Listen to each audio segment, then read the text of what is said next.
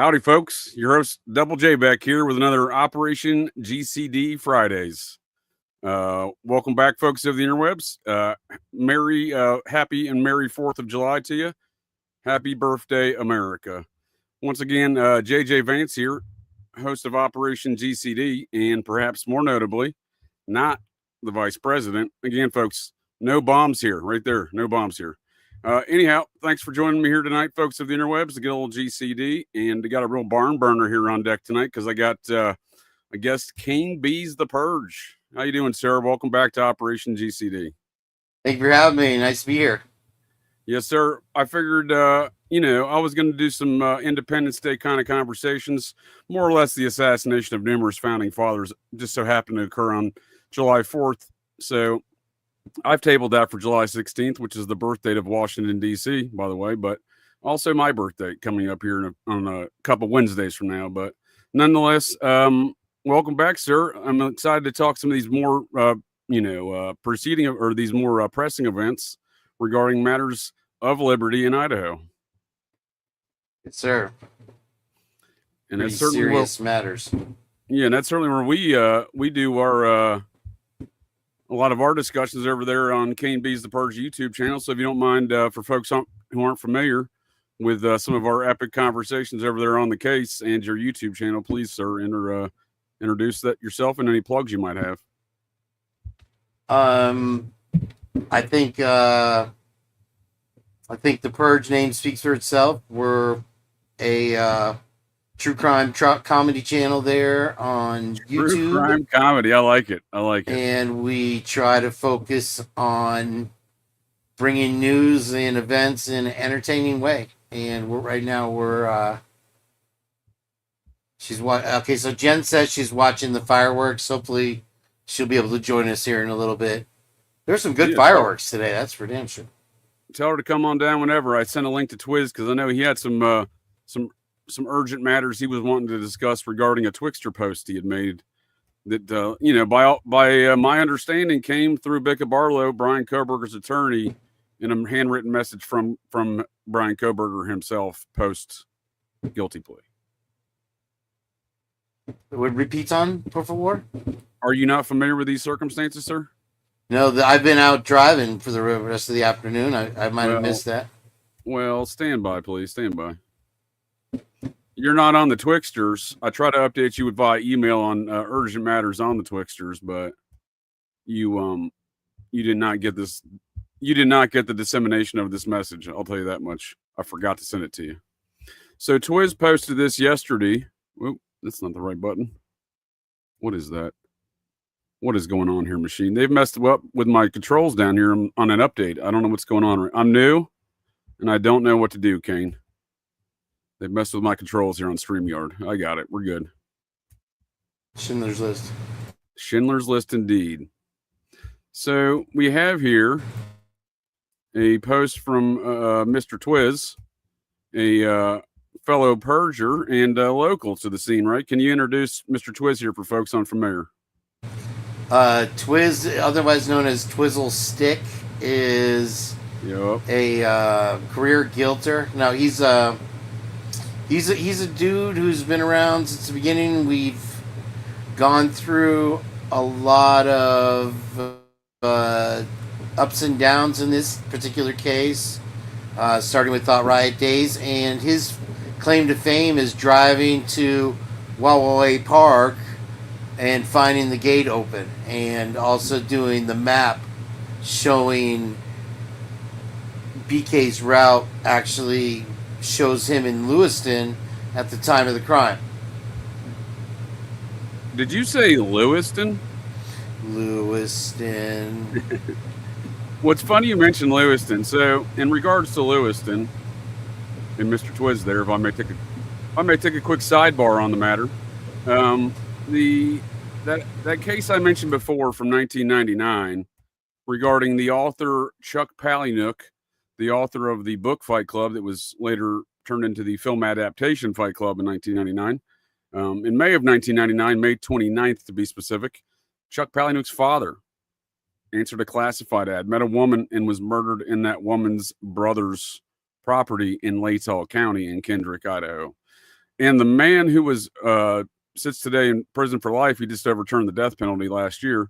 One Dale Shackelford, her ex-husband, the woman's ex-husband, who Chuck Palahniuk's father came to meet that day and was subjected to getting murdered with her, apparently was shot with a woman's own shotgun and burnt up in a home.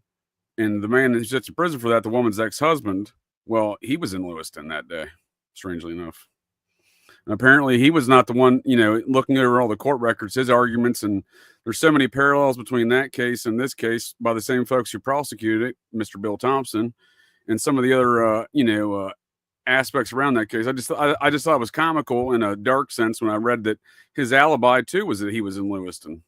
And further details around that murder that I won't get into at the moment, sir, but one of the other arguments he made in court was the pretty sound argument, if you ask me, forensically science speaking at least.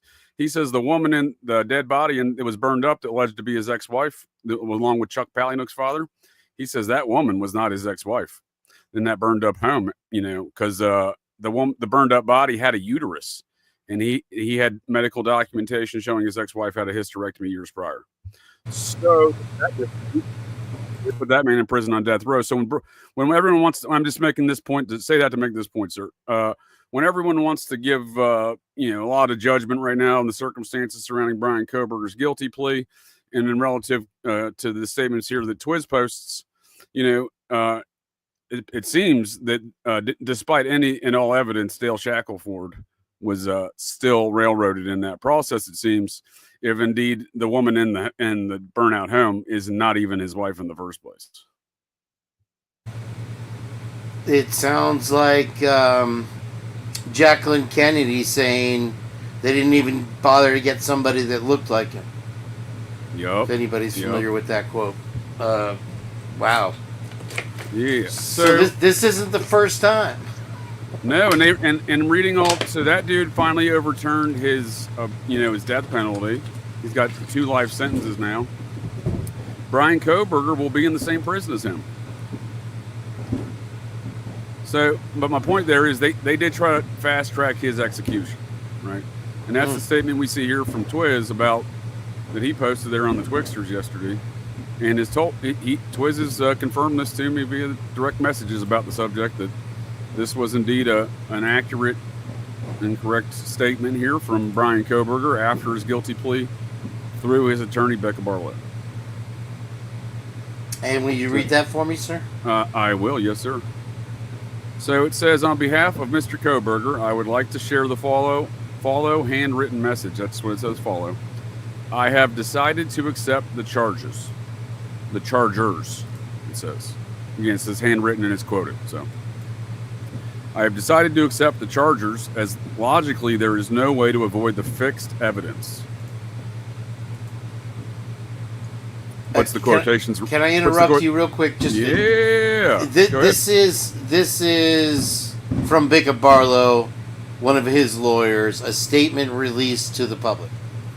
Yes, sir. Just want to 2 make days sure. ago. Got it. 2 days. 2 nights ago. 2 nights ago. Okay. Well, let's not start with an untruth. Twiz posted this. Again, I saw Twiz post this. He said it was legit. I followed back up with him. He said he confirmed it was legit. See, reliable sources say it's real, right? He posted this first time on July 4th at 1:46. Okay, so maybe it was last night. Then. I stand corrected.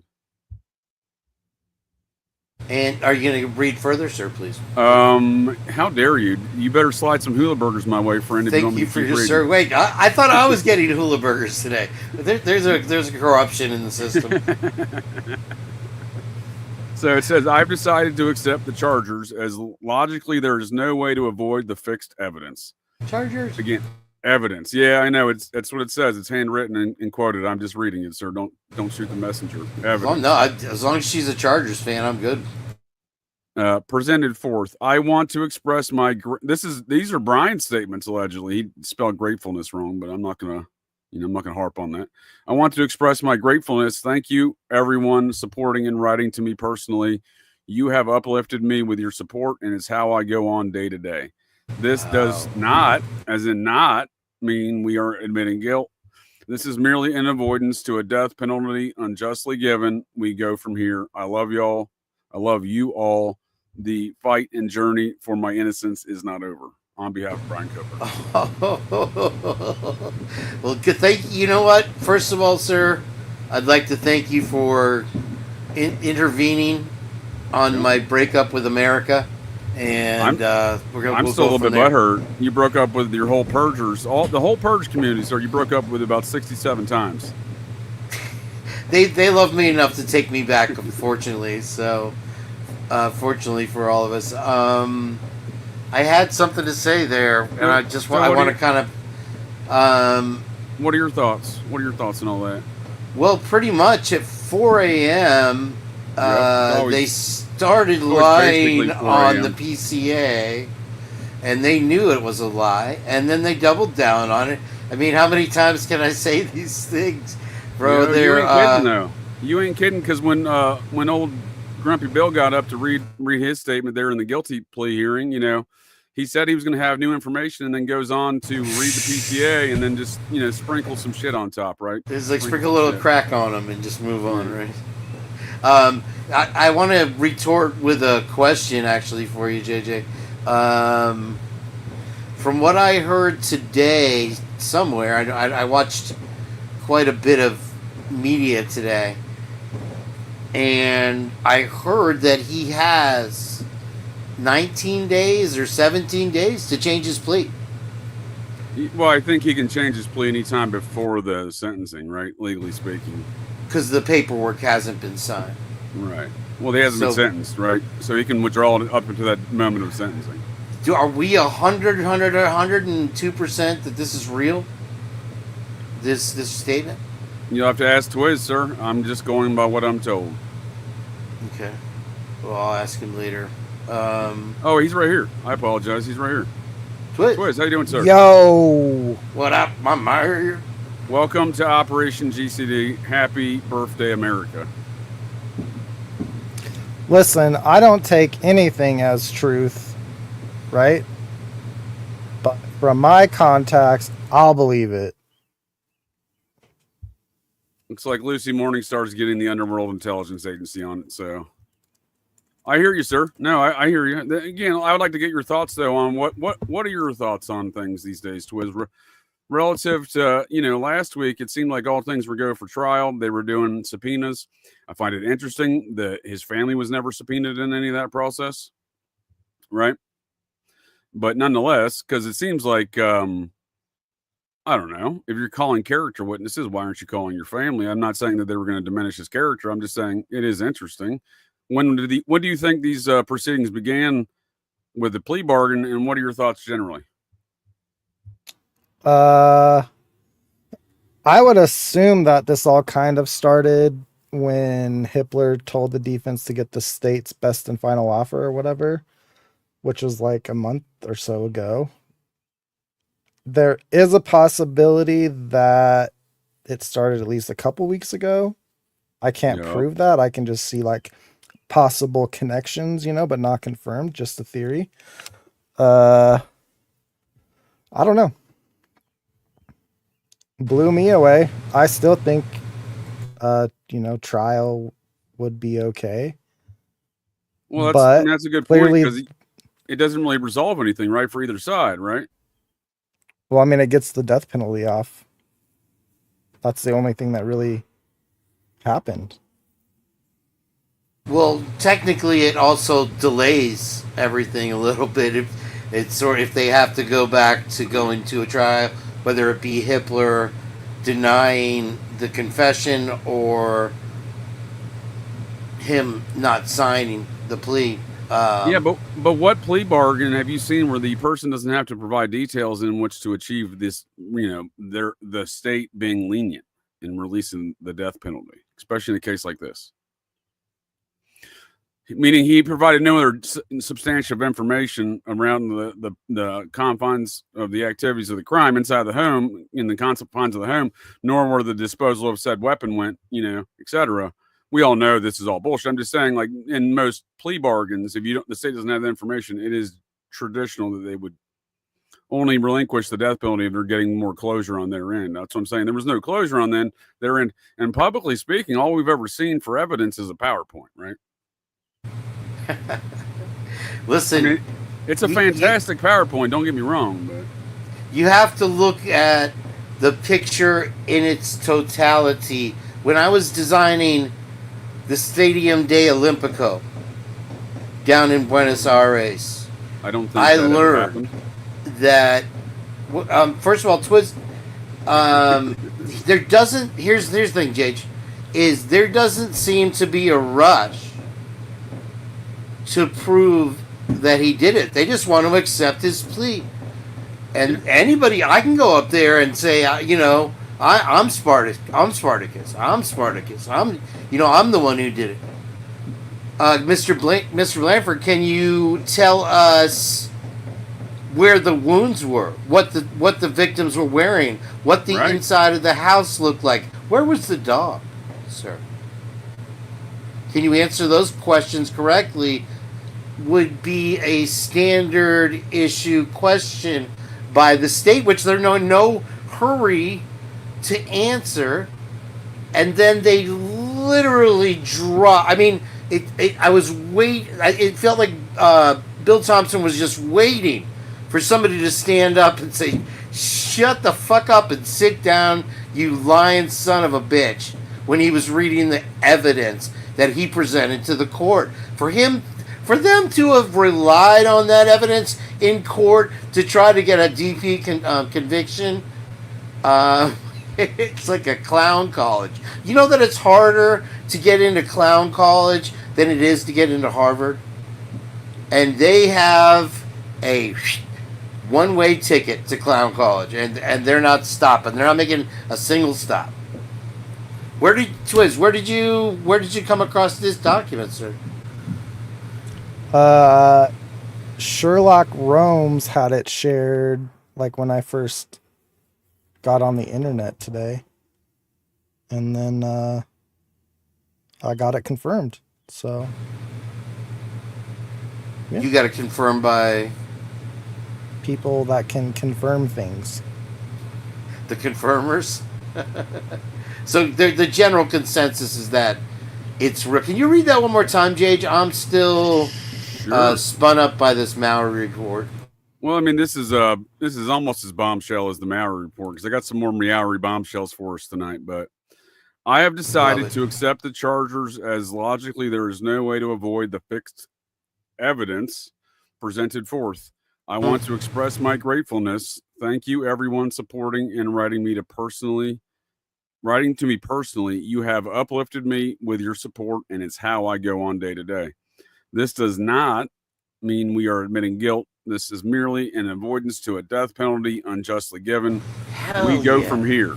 I love you all. The fighting journey for my innocence is not over. Ashley Banfield can suck it. Happy 4th of July, everybody. Wow, you know what? What better present could this country could have received than a man who is not only going to stand up and fight the system, but is doing it wisely. This is a wise move. What a play. They're going to play dirty. I'll play dirty too. So here's the deal. We've seen so much violations of so many things, lack of evidence presented publicly, etc. But, we saw in the Richard Allen case that they did lift the gag order in the aftermath. Is that what's going to go on here? Because it seems like not. I think they'll remove the gag order, but they aren't going to unseal shit. Or unredact stuff. Oh, okay. So you think that they're going to lift it, but they're just going to keep things under matters of national security. Right. Typical. Oh, they're going to blame all the vets, I guess. Steve G must be rolling over in his grave right now. Let me tell you what. I'm still having a hard time comprehending why Hitler last week, before any knowledge or, publicly of any claims of a plea bargain, why Hitler quoted a federal case against Timothy McVeigh in regards to keeping the alternate suspects out of this case. So what I'm saying is, we've seen all of this secret grand jury stuff on the federal level. Did they have a secret federal case, and he's just trying to keep all this shit out by quoting that law because they've already quoted it in some sort of secret federal proceedings? That's a great take, that it's a federal case that he's citing, which does it have precedence in a state case? Sir, I'm not an attorney. I'm also not the vice president, but my understanding is no. Holy shit. Holy shit. This has just gotten crazier. It's like a fucking roller. I'm laughing right now because my emotions are just pouring out, but this just doesn't stop, man. Twiz, bro. It's the ride ain't over, bro. And here, you had Dan, and you have these people making these animations, these 3D of how BK did it, and he parked here and he did this. Oh. Did you see the one that came out yesterday? It's extremely detailed and well narrated. Yes. Very silent. I think I saw it on Lana's show today, Truth or Transparency. It had 100,000 views in the first 12 hours, or like 91. Listen, I could do one of those things too, and I could say that Mickey Mouse came in and grabbed the knife out of Donald Duck's bill, and then the sheath came flying out his butt. And I'm tempted to do something I'll be like right that. Back. Please sing us a song, Ken. You have things like Maya programs that are free off the internet. You can make 3D modeling anything. And so, Lana was watching it, and she's like, yeah, this is a great animation. Well done. Just the story is bullshit. Did you watch that? You were watching that, right, Twiz? I don't know. What was it? The Lana thing, where it might have been last night, with the walkthrough of the house of exactly. Oh yeah, I wasn't watching it, but I know that it's been done. Yeah, it's definitely not the first one, and it's just like they just take all these embellishments, and you've got Nancy Grace now, and they didn't waste any time calling him a murderer, and then you got Drunk Turkey Shows running his thing, and Jeff is doing his little guitar dance around everybody's chat, trying to be all cordial now, and it is what it is, Well, we also saw, there was some good commentary. I was still listening, sir. We also saw Bill Thompson go back to the 23 times now stalking the house, right? Even though they admitted that never happened, even though in his little, guilty plea statements there, where he's saying that, the phone was by the house, et cetera, he fails to mention that statement from the PCA where they claim, well, one time we know he was in his apartment in Pullman and he was hitting on the same tower. And here's the other thing, is that not only do you have the 23 times being brought up back up, in the same dissertation, his same speech, he says, he mansplains that, we can't establish a connection socially or interwebally. Yep. And then he's like, well, and we also can't put the car there technically.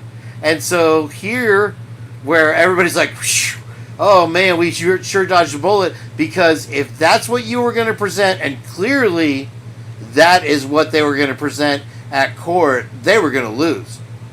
So this tactic is good because it gets both of the goals Ann Taylor set out to get accomplished. You take the DP for now, and you delay the trial. But basically, it's more of delaying the trial to be able to, and you would think that every single one of the victim's family members would be gung-ho 160% behind this thing. But they're just like, oh, well, we'll just accept whatever the court tells us to do. We're dumb, and I'm angry because they didn't get the DP. I wanted double penetration here. It seems like this is kind of what I was getting at before. Lucy Morningstar, I see, was having a underworld connection fit. I appreciate the commentary, Lucy. So this was my thoughts when I saw that statement from Becca Barlow. How is she not still bound by that same gag order, right? Interesting. That's an interesting thought. Just a thought. Not saying it's not real there, Twiz. I do appreciate you coming on here and joining us. I'm trying to get done the purge there and recent purges, so I appreciate you joining us here tonight. So getting back to kind of square one, where both of you fellas joined this journey here that y'all are on, and I joined y'all much later. Where did you all get first interested in the case there, Twiz? I'll ask Kane secondly. I kind of know where he's at, but I don't know if I've ever heard your first interest in the case. I lived here before. Yep. I recall that aspect. So people got murdered, and yep. I was like, well, it's actually kind of crazy because about a month before I got in a car crash, right? I was living in Arizona at the time, and I was kind of tired of it. So I was like, man, when I get my settlement, like, where should I move to? And I don't like Washington State, so I was thinking Moscow, right? Sure. And then the murders happened. Like, my first thought was like, maybe I can get cheap rent, you know? And then, yeah, I mean, I paid a lot of attention to it just because I had lived here before. Sure. More than anything. You moved there in the aftermath then, huh? Yeah. So when you first got to town, what were folks talking about the murders when you first got to town, moved there? Or I got here November of 2023, and not that I talked to a lot of people in town at all, but no, I don't really hear about it. Yeah, I know. That's kind of the impression I've gotten from folks in around the Idaho side of the area. And it's kind of odd to me. Like, it's just, that's one of the things that's never sat right with me. Is just the sheer silence of things going on there in that town. You know what I mean? Because, like, we have all these questions of the case. There's been all this secrecy, and someone's got to have some information. In most circumstances, things leak out. And the things that have, quote unquote, leaked out in this case are, I mean, bullshit, right? The Dateline episodes, the 23. Did you guys see the excerpts from that new book coming out?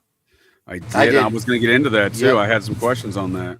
So here's what I was told from a Moscow native, that her child attended U of I the year before and graduated. And her child told her that they knew all of the victims, and they knew for a fact they dealt drugs out of that house at least the year before. Yeah, I've gotten some reports. Yes, sir. I will add one thing on that topic, and it is, if they were slanging out of that house, they were the least prepared and least protected drug dealers of all time. They were totally taken by unawares, unlocked door, and apparently no sidearm. You could be correct, right? We don't know, but my theory has been that whoever did it was allowed to be in there. Exactly. And that makes they sense. Were planned to be in there. Exactly. This was all planned. And then for whatever reason, I like your brain hole. Yeah, for whatever reason, it went sideways, you know? Yeah, yeah. So I think maybe we're let in drugs on it, right? got lost or something. Well, like, if it's a drug dealing house, right, people have to bring the drugs in. Like, there's a supply, right, and money's exchanged. So I've always thought that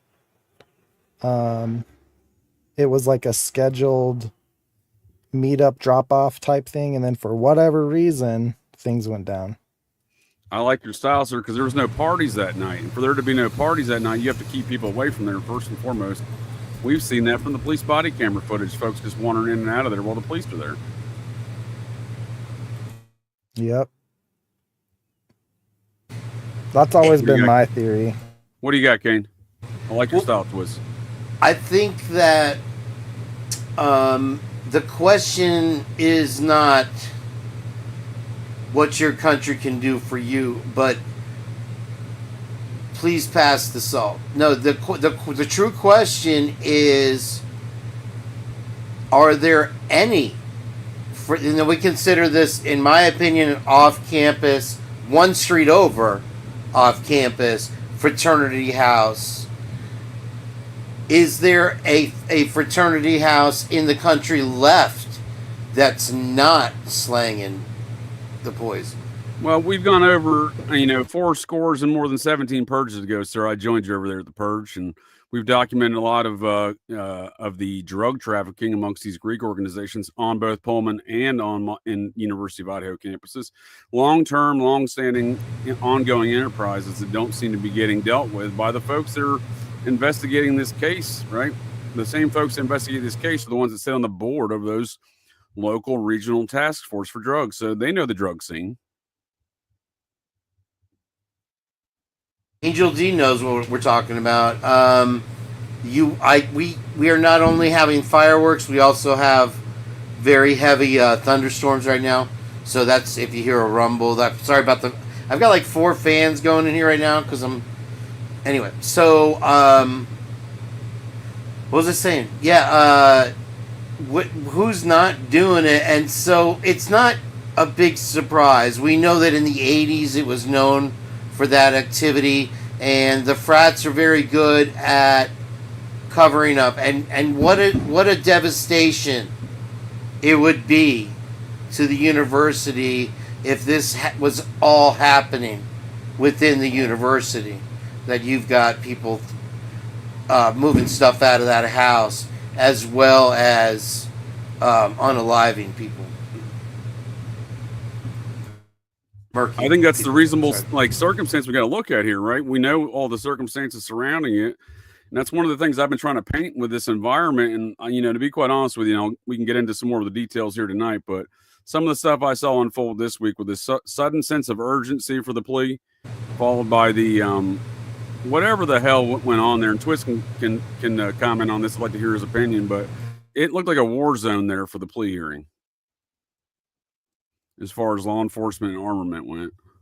Dude, when I've been down there has never been armed guards out front, and I was told that they blocked off the streets and stuff. Yep, I just saw it on the cameras in and out of the courthouse. I'd never seen anything like it, dude. It looked like the Timothy McVeigh trial or something,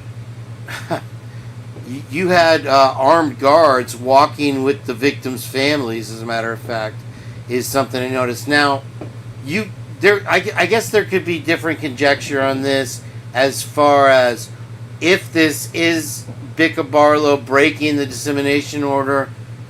You would have to draw straws to choose which lawyer or attorney was expendable, that they could get this message reliably with some sort of authentication to the public. And if we need to burn Bicca Barlow as an attorney, we burn Bicca Barlow as attorney. Possibly we still are able to rely on her as a DNA expert, which is her other field. Sure. Well, I mean, these are curious circumstances. Again, this is an environment I didn't see coming. Right. Well, Ms. Potts also makes the point that somebody had called and threatened Hitler's staff, or I'm sure they were threatening him through his staff. So that might have been a reason for the increased security. Well, and I'm glad you mentioned that. So that's one of my concerns. So one thing I've talked about a lot on the Purge there relative to this case is Mark Furman. He's been commenting since pretty much the beginning regarding Brian Cover being guilty, right? He's the Fox News guy to say he's guilty, right? Felon Nazi Mark Furman. These aren't my claims. These are the claims of his felony conviction from the O.J. Simpson trial for perjury and the internal affairs report that was going on at the same time. That internal affairs report dictates that he's connected to a white nationalist domestic terror organization that operated out of Hayden Lake, Idaho. Right? Which, are we going to the firemen here? Well, I'm going to get there. I was going to get there, sure. So we see all this. That's what I'm saying. There's a lot of stuff popping off this week that just doesn't sit right with me, considering huge amount. The known knowns that I know, right? So when we see this war zone popping off, right? Speaking of war zones, man, these fireworks are coming in hot, and I don't know who's setting them off near me. Holy smokes! That's not fireworks. I got a firework right here, but we see this connection. So what I'm aware of is back to the O.J. Simpson case, right? I showed the Gooch, we got the Gooch factor, we got the Furman factor, the O.J. Simpson case, and the Manson case, which the Gooch's father, right, was the military Army intelligence protege of Colonel Paul Tate, whose daughter dies in the Manson murders, right? We see all these strange connections stretching from there to Idaho and the people involved, because the guy who would introduce and broker the marriage between Sharon Tate and Roman Polanski, processed church members, by the way, was Cocaine Bob Evans, right? And we see Cocaine Bob's protege, Graydon Carter, running point on the propaganda in this case with Howard Bloom.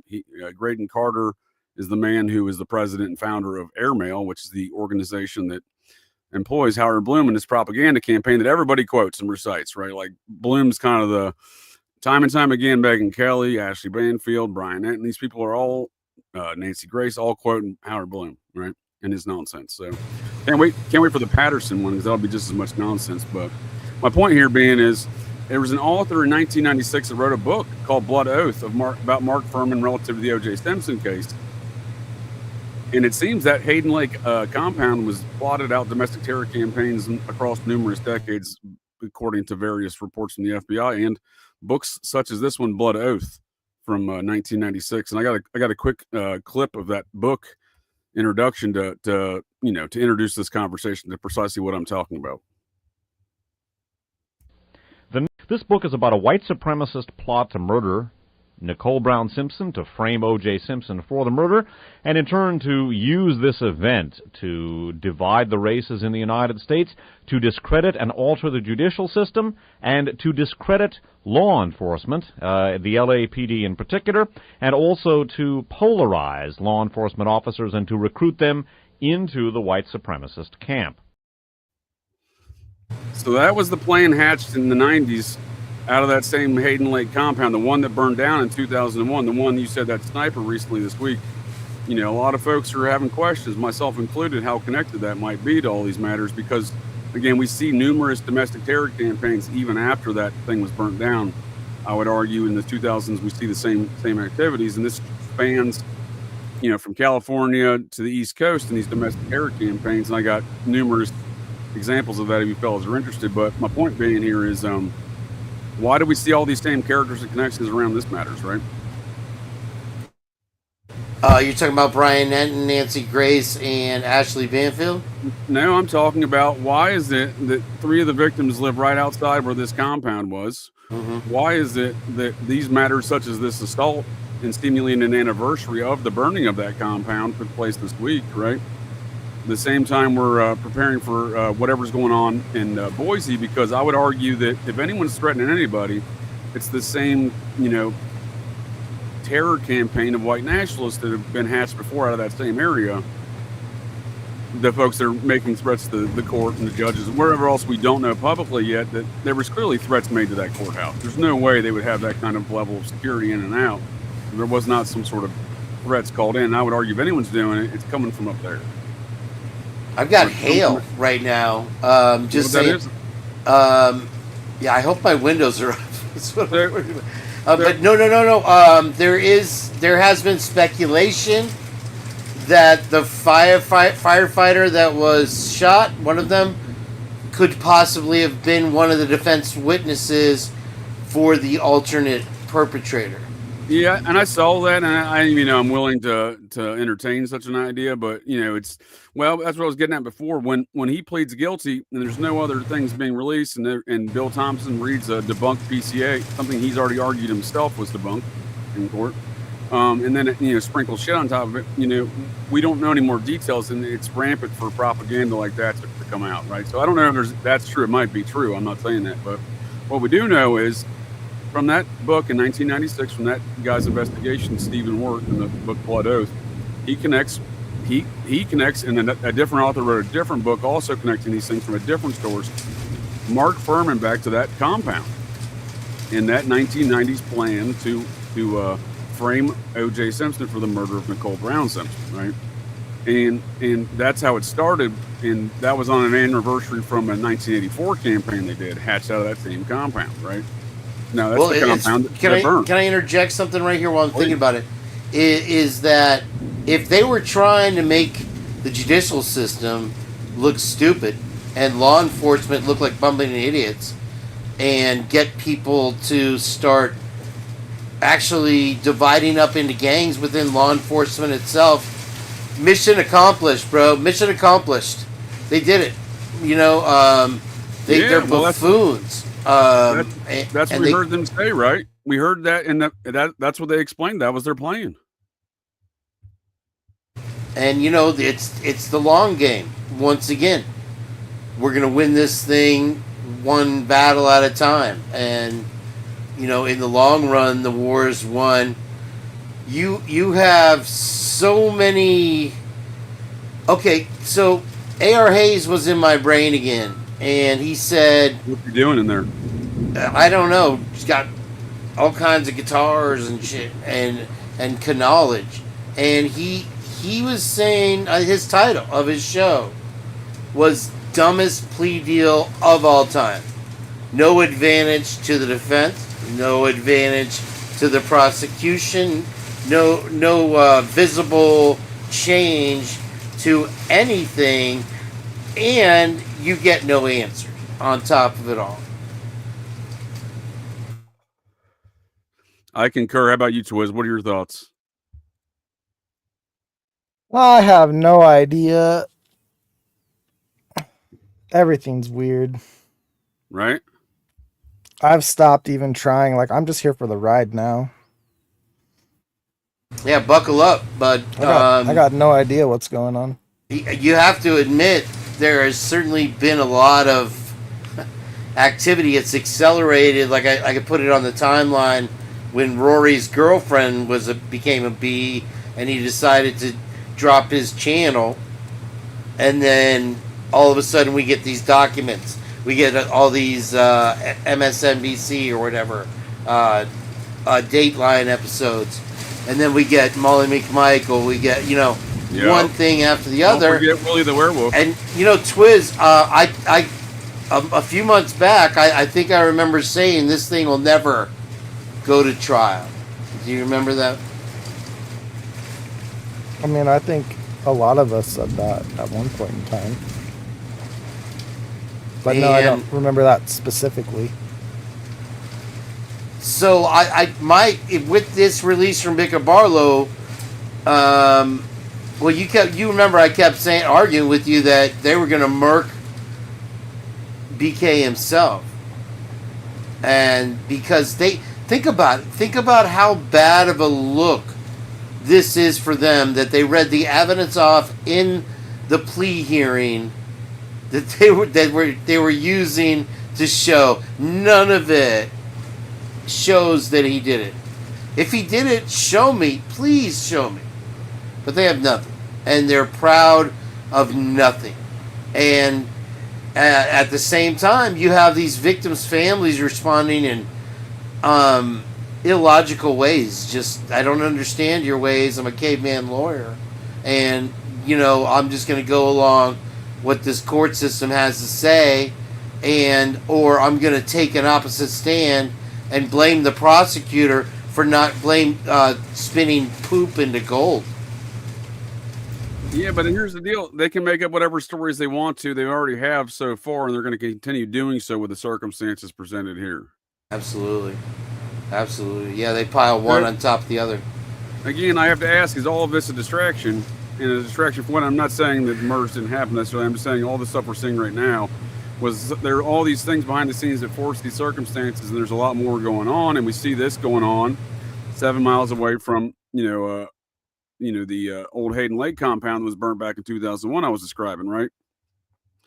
And I keep pointing out things in this case that are drawing smaller circles. The OJ case with Furman, the Manson case with Furman and Gooch, right? And we know the Gooch was this secret character, right? We didn't know her name, right? We didn't know her name. You got some serious hail going on there, bud. It's on right now. I'm waiting for the wind to start ripping through the trailer here. We didn't know this is an unprecedented level of secrecy in this case, right? You guys can agree with me, right? Would you all agree on that? Repeat, Tom? That we've seen an unprecedented level of secrecy in this case. Yes, yeah, and to sidebar you, If you're You hungry, sidebar me, please bro? snap into a sidebar. We keep hoping that with each release of details, the picture will get clearer. And it's Well, like you said, they keep the telling us that, right? The circles They keep telling get. us that. What's that? They keep telling us they're going to give us more information. Bill Thompson even started out a statement in the hearing like that. I'm going to give you more new information, and he proceeded to not do that. Right. Yeah. And the thing is with every release of anything, the waters get muddier. There, nothing ever is answered. There's only more questions by any of this evidence that comes out. For example, the 911 call. For example, the transcripts from the two surviving roommates' phones, Molly McMichael herself, you name it. And the circles keep getting tighter, but Pardon me, sir. How about Willie the Werewolf? We can't punch through the membrane. The what? Willie the Werewolf, the guy that came out and said he was Brian's drug buddy from Pennsylvania. Oh, yeah. Where did that come from? Well, I went on his Instagram. He thinks he's a werewolf. He's done a lot of time in prison, by the way. I'm just saying. Okay. So have a lot of people involved in this case. Well, here's the deal. I don't know. As I pointed out numerous times, that guy's story was bunk from every direction he was claiming possible. And I still stick to those stories. I have yet to see objective evidence that Brian Koberger had a drug problem. Because, again, his objective achievements in life would dictate otherwise. Right? And so we heard he had a drug problem as a teenager. Then we hear later he has a drug problem from Willie the Werewolf as an adult. So we, again, he's a former Marine. His whole story just doesn't check out. You ask me. He lives 114 miles away from Koberger. What kind of drug circle is this? So my point being there, though, is we have seen a lot of distractions. Again, what is going on in this case? We'll never know at the current rate of affairs, right? I'm going to sit here, and I've never hoped for anything because I don't hope for much, but I'm going to hope for this Bicca Barlow statement to be true. What a shocker. Good job, Twiz. Well done. Well, when I point out all these Nazi connections, it is important to note Kelly Gonzalez's uncle, Gonzalez here. I believe his name is Nate. Apparently an ardent Nazi and in prison for murder. I'm just saying I'm not inferring a lot just in proximity of where they're living near this compound and seemingly the activities amongst some of these families. But back to that compound has been at the epicenter of activity with Ruby Ridge, OKC, Waco, and the whole PatCon operation into those matters. Mark Furman, The Order, this nationwide domestic terror campaign that's popped off in numerous decades. The 90s campaign started with Nicole Brown Simpson. It ended with OKC. These are not my claims. These are the claims of federal documents and other investigators' works. And so what I'm saying here is when I say, these are matters of national security, you don't have to take my word for it. And I've kind of heard that came from the media pressure. The media themselves, who had a challenge to the gag order, basically said, this is not something that is in law. Like, gag orders are for national security. Gag orders are not usually for an everyday crime in a state. And that's that man's brother, right? Do you think that he's trying to elevate the public? You have a right to know. Have been left in the dark. Well, do you think he's trying to elevate the status of this particular gag order by giving it a higher classification, or do you think that he's alluding to something that we don't know? The latter, sir. I think the latter. Now, let me set the stage a little bit more for this conversation of the things I'm saying and describing based upon things I've learned from, again, that Blood Oath book I was talking about, Mark Furman's buddies, right? The note, cut and pasted from newsprint, read, "Too many innocents have died. Oklahoma City is the latest. More is yet to come. I heard you are a writer. I have a story to tell. I helped frame O.J. Simpson and kill Nicole Brown and Ron Goldman. I will contact you again." The caption of the article read, "Alleged white supremacists seized in assassination plot. Crime, Rodney King, First AME Church were among targets of at least one suspect, investigators say. Agents tracked Southland's hate group's activities for 18 months, leading to the 8 arrests. A reproduction of the complete front-page article is included in the appendices, copied from the original. At 10 minutes to 5 that afternoon, a man with a deep, raspy voice that sounded... So that's radio host Dave Emery reading from that book right there on how these all connect, right, with these domestic terror campaigns out of that compound, planned and hashed out of that compound. So we know that the connections are long and storied. Do we know the population of that compound? What's their strength? Well, so it was shut down by the feds. They filed bankruptcy in 2001, the original owner, and then they just kind of, they just spread out around the immediate area. And when I like they did when they broke up the Klan, kind of thing. Every time, dude. There was Wesley Snipes' cult, that ancient alien cargo cult that was put on a mound in Georgia, and they built an ancient Egyptian pyramid city on top of it. Tom Array. This is why old Wesley went to prison for tax evasion. Was matters relative to this. He was financing that cult with his Blade franchise money. The cult leader sits today in Colorado federal max prison for child rape and sex trafficking. So, but when that got shut down, they tore down the entire place like they did this Hayden Lake situation. The feds, that is. Those cult members still live down there. In fact, about 5 years after that was torn down in 2004, 2 of those cult members murdered an elderly white couple in a ritual human sacrifice. Done an episode on that on Operation GCD. But my point being is, we see the same patterns with Hayden Lake. Numerous individuals since 2001 have been on domestic terror campaigns and have been living in that immediate area of that and connected to the old compound. And you're not even talking about Doug Wilson's Christ Church here yet, that sounds like a ditto story to me. Well, I mean, obviously, I have some opinions on matters. We have to take that into consideration, that environment, again, what's going on there, because while he may not be exclusively a Nazi, I think looking at his ideology with his Christian nationalism, they are going to have some similar bedfellows, I think. And this is all taking place in Idaho, where there just seems to be a pattern of they can either convict you with no evidence or they'll lock you up until you plea out.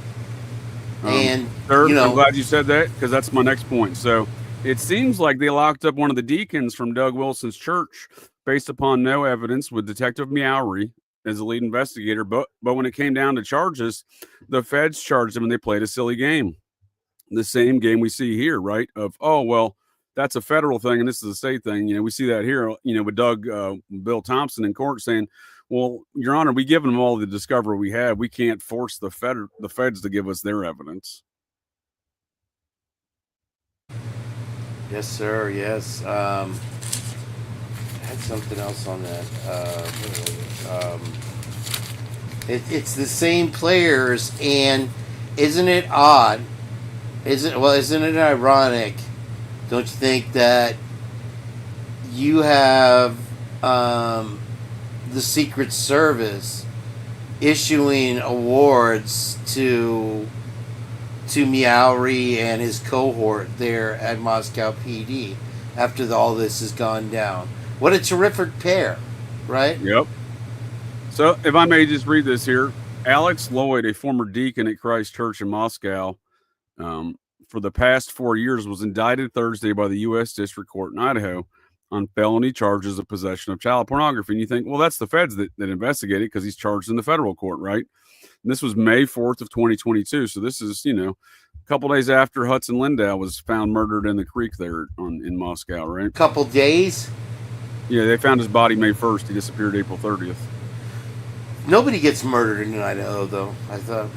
Hudson Lindau was that fraternity student there. Yeah, she drowned in 1 inch of water, and it was a dry drowning. Yep.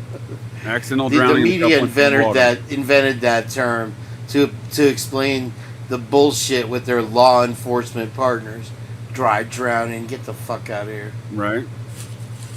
So this says an investigation led by Moscow PD forensic detective Lawrence Meowry found that Lloyd possessed child sexual abuse images on his iPhone 8 from March 2021 to January of 2022.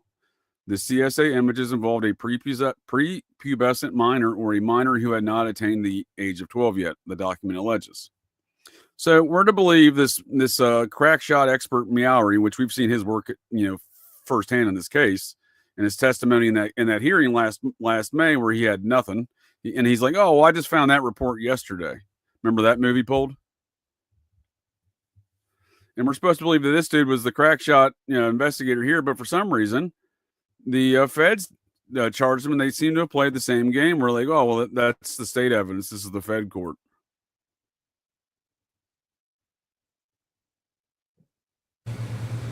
And that is also, if you remember, one of the what I call abilities of the alphabet agencies to take someone down where no one will support them or question them. You can give them COVID, you can give them a heart attack, you can ram them in a one-car accident into a telephone pole, and you can put child stuff on their phone or computer. And then, with COVID, nobody's allowed to see the person. With the child stuff, nobody wants anything to do with you anymore automatically, and they know this. Oh, for sure. So, I mean, look at this statement right here. A representative of the Moscow PD said that due to federal authorities' involvement in the case against Lloyd, they could not yet release information. You see the games they're playing back and forth, right? And again, this is that case back in 1999 in Latah County where my butt wasn't the coroner yet, but Thompson was the prosecutor, and the current sheriff of Latah County was the lead investigator, responding officer. So was the lead deputy on the road in Latah County. He was the other lead responding officer on this case back in 1999. So that's interesting. So, but this is Dale Shackelford right here. He just got his death penalty appeal overturned by the U.S. Supreme Court. The U.S. Supreme Court, I believe it was, not the state of Idaho, obviously. So again, when Koberger, if that is a true statement, or these are true terms at least, even if it's not a true statement, that he's trying to avoid the death penalty. Well, we have this case where they try to fast track this dude, and they had no evidence, right? And they even say that, and this is just a copy of some of the original reporting on it. But we see here the kind of the same salient details and characteristics from this case against Koberger. We see here back in 1999. But Latah County prosecutor William Thompson said his office will pursue the death penalty, right? They ruled that he fabricated false evidence, set fire to the building where the bodies were found, and then he conspired with his fiance, who was a local. So I don't want to get into the logistics of how these people even got to this location because it gets really wild. They're both from Missouri, but somehow both ended up in Latah County, married to new people. It's strange. It reeks of cult activity, if you ask me. But nonetheless, they go on to say here the circumstantial evidence that existed and the lack of anything tying the man to the scene, right? And then when you look further into it, you see that, the dead body, his alleged wife in the burn up home, who's allegedly shot and burnt up there. She, again, this is argued in court with evidence that the woman had a uterus, in the victim, at least in this case, and that his ex-wife did not have a uterus. She had a hysterectomy, and they had evidence to support these things. So it draws the question: if they have no evidence, if they're just, Latah County's happy to overlook things like that are argued in court, you know what I mean? And then they're ready to fast track this guy. What the hell's going on in Idaho, generally speaking? Well, let me ask you a question, JJ, or Twiz. If you have a media partner that is more than ready, willing, and able to run to the presses, with whatever crazy made up bullshit that you throw out there, why bother with evidence? You can just say whatever the fuck you want, and they're going to convince the entire world from California to Florida that it's true. And then even when they get caught lying, they won't admit it, but they'll double down on it. So there's no lose. There's nobody that is policing any of this. I totally agree. So check out this. Tell me, Twiz and Kane, please tell me if this sounds familiar to this case to y'all. Though there was little to tie the defendant directly to the crime scene, the prosecution presented a load of circumstantial evidence, including threats Shackelford made to his ex-wife, testimony from 2 different ex-lovers that at his bidding that they tried to kill Donna Fontaine. So they pressured 2 other people to testify against this guy and used threats that he was in a contentious divorce, and where his wife got him some rape charges involved in that divorce somehow, which that's unpacking the logistics, a slightly different tale. But nonetheless, they use that again, obviously, for the reason why he murdered his ex-wife, allegedly, right? And again, Chuck Palahniuk, the guy from Road Fight Club, his father just happened to be involved in this mix by meeting this woman like that day on a date from a classified ad. So one more point, and let me know if this sounds familiar. So it goes on to say here regarding the evidence, that is, they did present. It goes on to say, well, go ahead. What was your response to that one? How does that sound for y'all? Yeah, you're tracking. Right, it's the same difference. They had little to tie the defendant directly to the crime scene. I mean, what do we have right now to tie Brian Kohberger? Even in Thompson's statements, what is it that ties Kohberger to the scene? Again, it ain't the phone pings. Sure as fuck ain't the phone pings. And it's certainly not his age that is defunct in this case, as Steve Gonzalez so eloquently stated.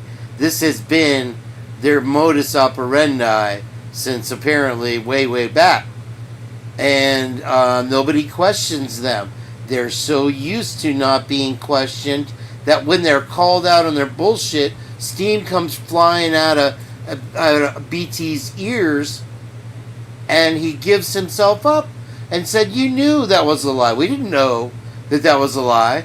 You told us that in the PCA. Now you're saying it's a lie." But they never apologize or take any accountability for their lies. Oh, but they double down, dude.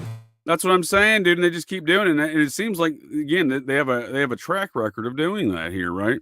And again, that's why at this point it's a shock to them that people question anything, because they're so used to Ashley Banfield going, Brian Kohberger watched porn. Okay. Yeah, I mean, you're right to a certain extent. They're all complicit to a certain degree. But at the end of the day, that we also watch the mainstream media outlets all say that all those hearings last week in Pennsylvania were prosecution witnesses when they knew damn well they weren't.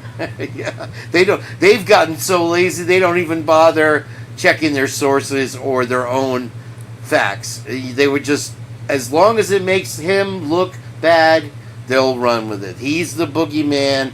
They're pretty imperfect. The public need not know anything else. Yes, sir. And you're going to enjoy this one, Twiz. The prosecution also listed, this is the Palahniuk Fontaine murder there, right? That Dale Shackelford is in prison for there. That Brian Kohberger will be in prison with him at the same prison, apparently. The prosecution also listed 250 potential witnesses. We've heard that one before. And filed more than 16,000 pages. That's the 1999 equivalent of 64 terabytes of dick pics, Kane. 16,000 pages of material, further complicating their jobs as defense attorneys, says Steve Mahaffey. Same pattern. Overwhelm the defense. Gotcha. Same shit, dude. Same shit. And lie about your what you got. Because remember, they're like, oh, we got 32 experts. They didn't have one. We never saw one. And it just puts pressure on the defense, thinking, oh, the train's coming around the corner. We better either really figure something out or just plea out now while we still have a chance. And then, once you've stacked...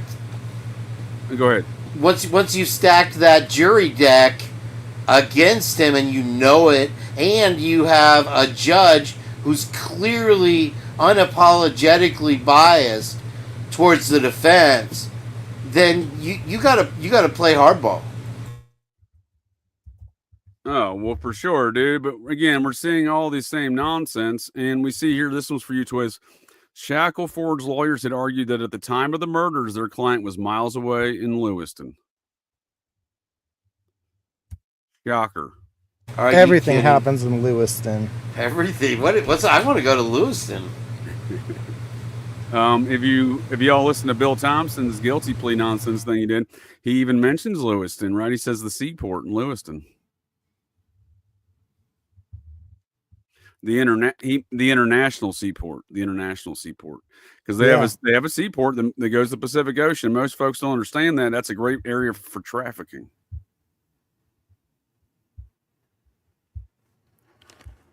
Yeah, I mean, that's one of the theories. They bring stuff up on the boats, you know.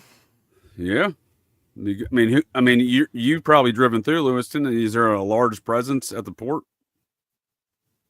To be honest, I don't even know where the port is. I've really just driven on the road next to the river, which you'd think I would see something, but Oddly enough, I think that keys to this case lie in that river, whether it be that they have some type of coveted, protected cash cow operation operating over there, or if that's just where the supply is sourced, something along those lines.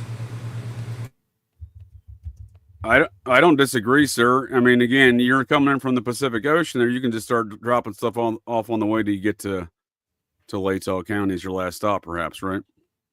Right, and my point is that it's an operation that is a big money operation that maybe has somehow gone under the radar and continued to operate all these years, and there is nothing that's going to stand in the way of it. Are you describing matters of national security? I could be. I think Steve G might agree with you.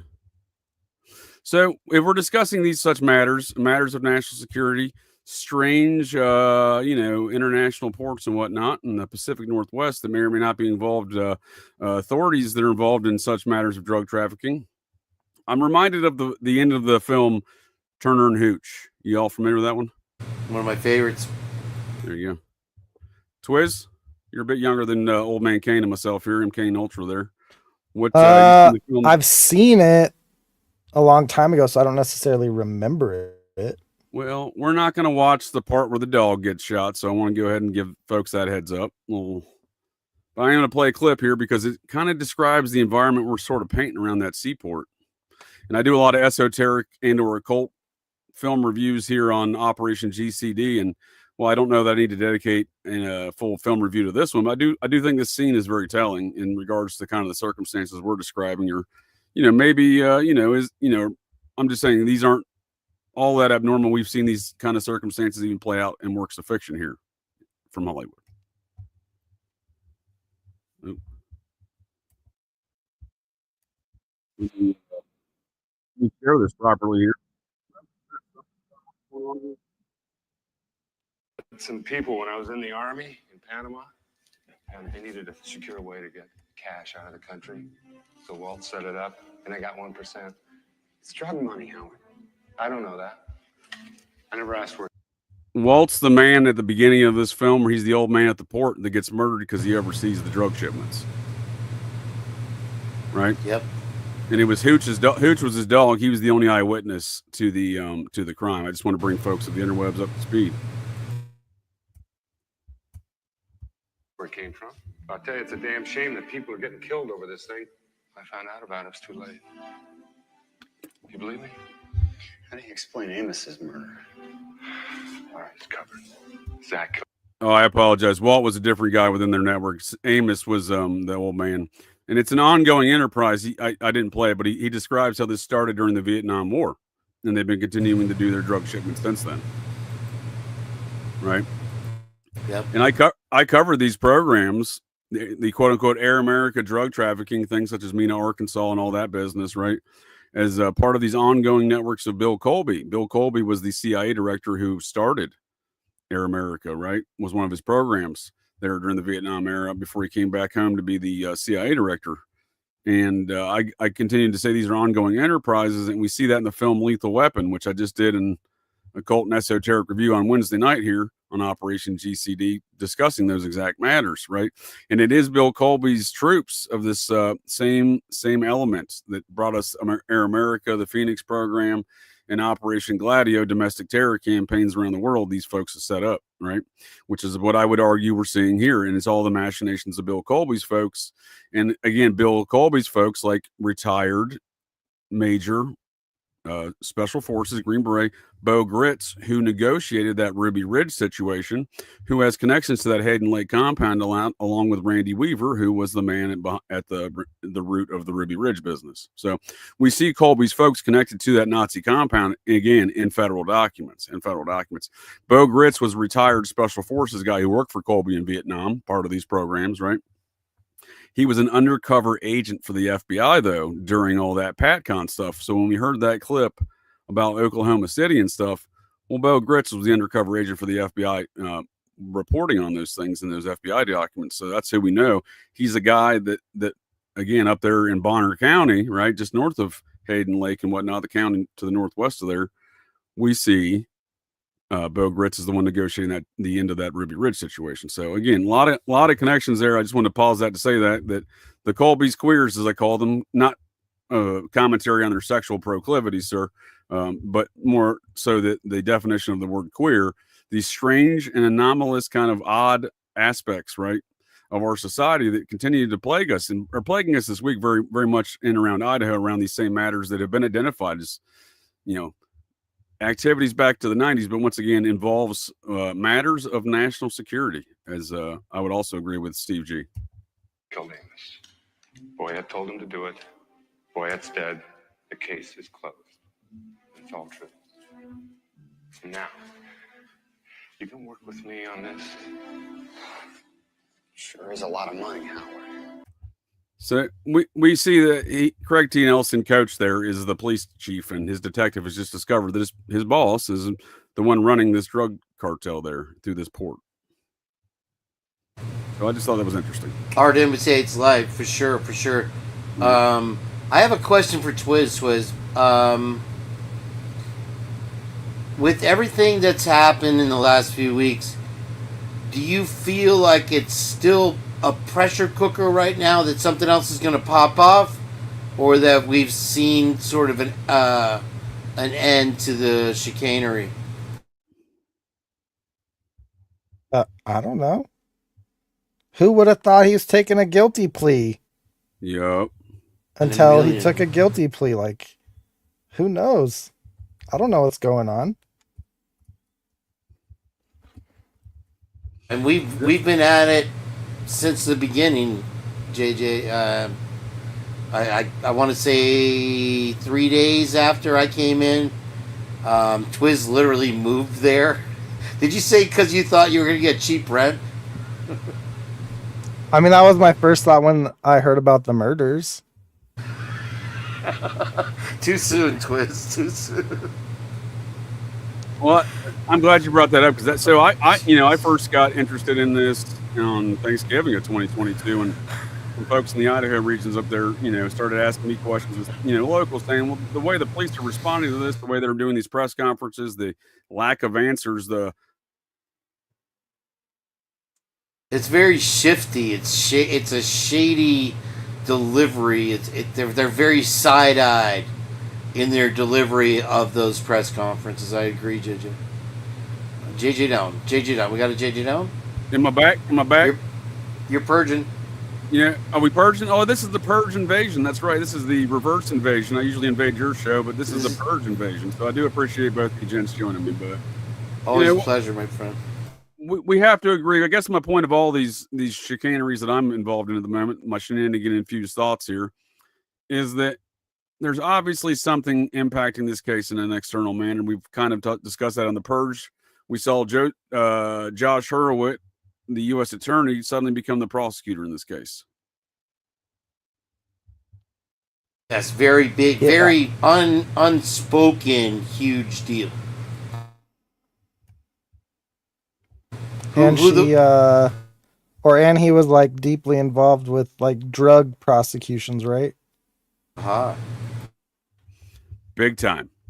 So what he did was create a vacuum within the drug culture up there in trafficking. So he busted Sinaloa and White Aryan folks, so that way the government can then The U.S. Attorney's Office can then dictate the drug trafficking culture. And I'm saying that was what I allege is going on here based upon past experiences with Iran-Contra. So if you look at Iran-Contra, that's the same activity that was going on in Iran-Contra. Yeah, I mean, it'll be insane when we find out more, right? But it's just interesting that Brian's dad supposedly said it to one of his old friend's moms that there was a bunch of drugs in that house. That's the quote from the book, I believe, right? Which I'm into, but let's unpack that for a second. The author, James Patterson, who's, first and foremost is Slick Willie's friends with Bill Clinton. But nonetheless, what are your thoughts? Do you think that's a legit statement?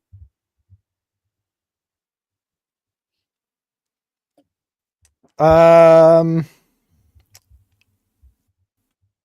mean, I don't know.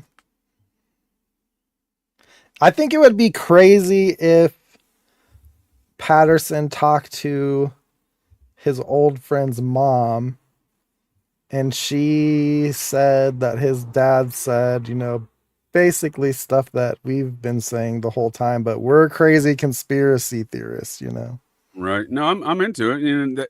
That lady did work at the school district there at the high school and whatnot with Koberger's folks. So I mean, she very likely may know what she's talking about if that's a true statement from her.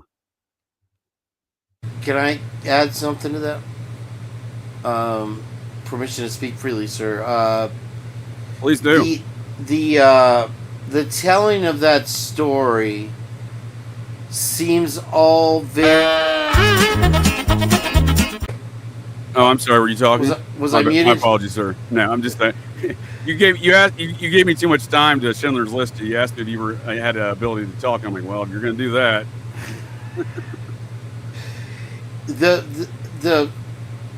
My impression from the story told is that it's very happenstancey. That it's, oh, he was in my house and I didn't know he was there. He stole from me. But somehow the relationship over the years continues to not flourish, but remain on good terms. That smelled a little fishy to me. I don't know. I mean, look at this. We have people that the press are giving credence to and clout, like Jason Jensen, who literally lists one of his main phone numbers as in a coffee shop and an ice cream store. That's your. There's your level of effort with these law enforcement and media agencies to put the truth out there. Is an ice cream store guy.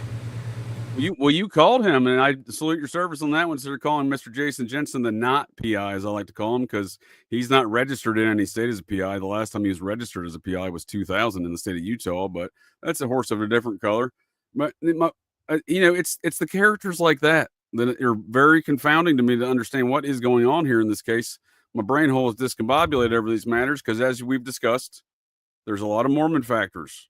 We've discussed this on the Purge. You got Coomer Scott Green ancestry going back to the same boats coming over from Europe as the Mortensons, as the Jensens, pioneering Mormon families that all journeyed over here from Europe, not to America here on America's birthday. They journeyed over here to Deseret, the nation that the Mormons started. The Mormons didn't come back to America until 1894. So when we consider these factors out there, we consider maybe that these old school Mormon families that are all over the situation for some reason, maybe their descendants think they still live in Deseret and not America. Well, one could argue that the Mormons are all over every situation. It seems like the parallel runs from Salt Lake straight on up to Bismarck. You have legislatures, judges, policemen, and so forth that are loyal to the church, and they've even stated themselves that they have people in place in 3-letter agencies at high level, and that they can get anything done. at any time. They can touch. Literally used cartel verbiage let's not be and said they touching can folks, touch anyone, Let's not be touching anywhere, folks, at sir. any time. Let's not be touching folks, Kane. I know you like to get handsy. Touch. No, dude, that's what I'm getting at, dude. This is a powerful bunch, and they operate on their own terms, and those terms may not include America, because, again, like I said, when these folks' ancestors moved here, it wasn't America in the area we're talking about. It was Deseret.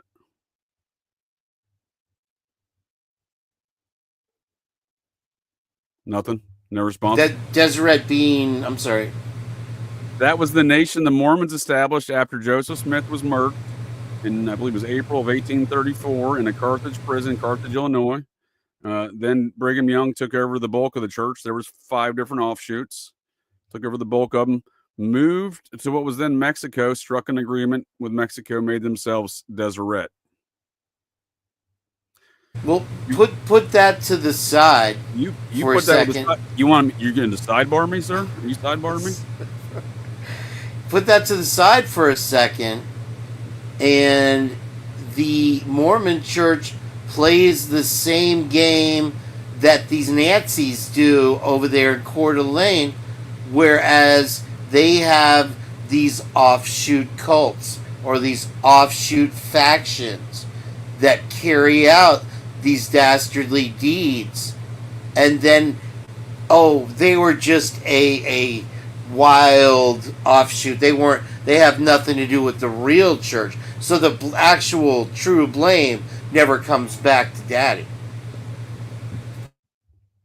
Well, for sure. And we see that in Idaho with Lori Vallow and Chad Daybell. Chad Daybell was linked into the upper echelon of the mothership in Salt Lake City, right? They were big into his books because at the core theology of all these folks is an apocalyptic belief system and white nationalism. So the Mormons didn't allow black folks or anyone who wasn't white to hold the priesthood until 1978. In the Mormon church that I grew up in the where I grew up in, we had one black family, and everyone else was an all white family. It's not very diverse of any regards in that nature. So I can only use this one example, and I understand it is, one example, and it is isolated, but it is the experience I had.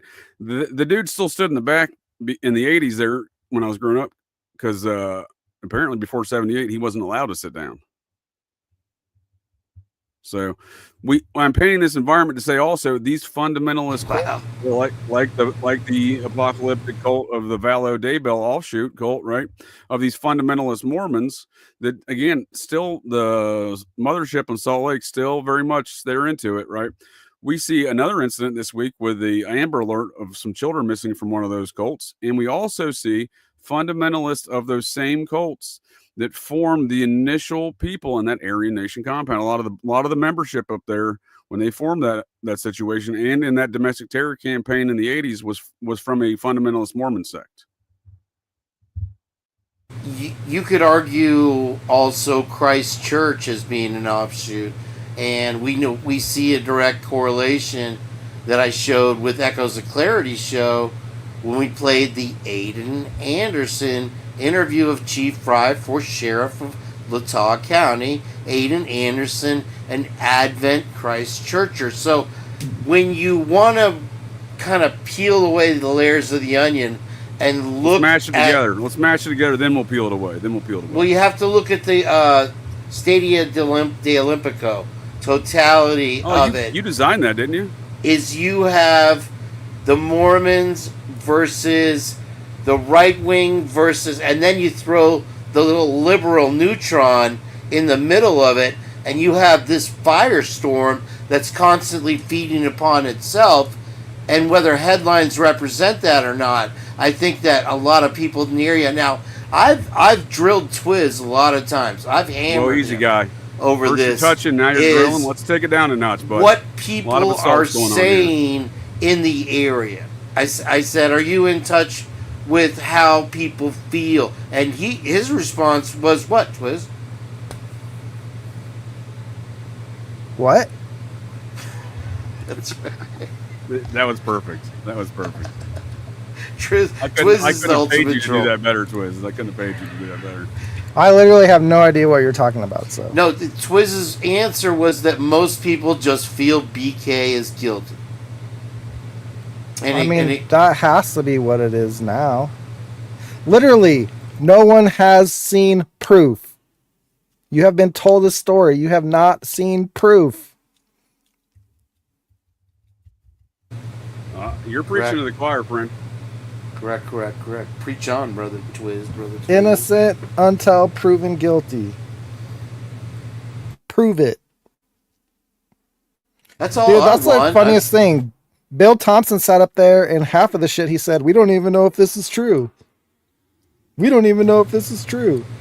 He literally, he mansplained himself right out of his job. The only thing we've seen publicly is essentially what I call the Meowery report, which was a PowerPoint presentation admitted under oath as presented as such, based upon FBI evidence that was never presented to the defense that at least we know publicly about. So there has been nothing presented. We know the DNA evidence they don't have lab reports or a chain of custody on, so they can go fuck themselves on that, legally speaking. But what I'm getting at is we've seen no evidence of anything here, right? Zero, zilch, zip, nada. And I'm glad that someone commented here on the process before I could go full process. And on that note, I'd like to play a game with you gents.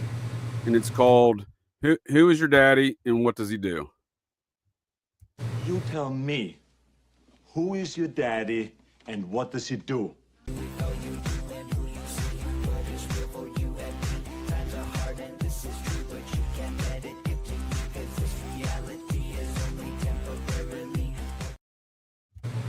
So that was that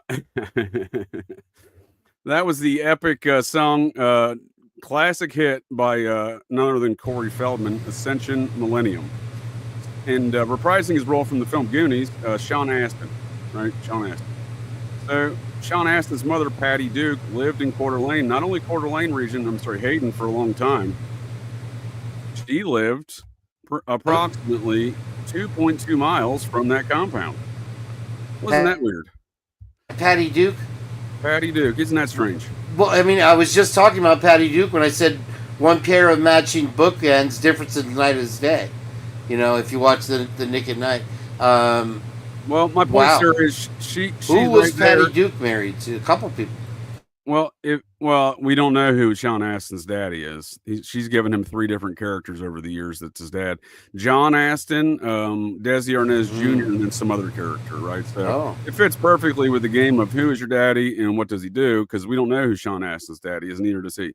But his mother was most certainly a member of the same core group of folks that I would presume she would be a member of the Process Church. So she was very good friends with Sharon Tate, you know, the Gooch's dad's mentor and U.S. Army intelligence daughter that got murdered Manson style. Then we see the new Manson cult butchered Idaho co-ed. So we see all these weird connections. I have to ask, is there more to these stories again? And we see that, you know, there's other folks that pop up in these narratives around these circumstances, like Patty Duke.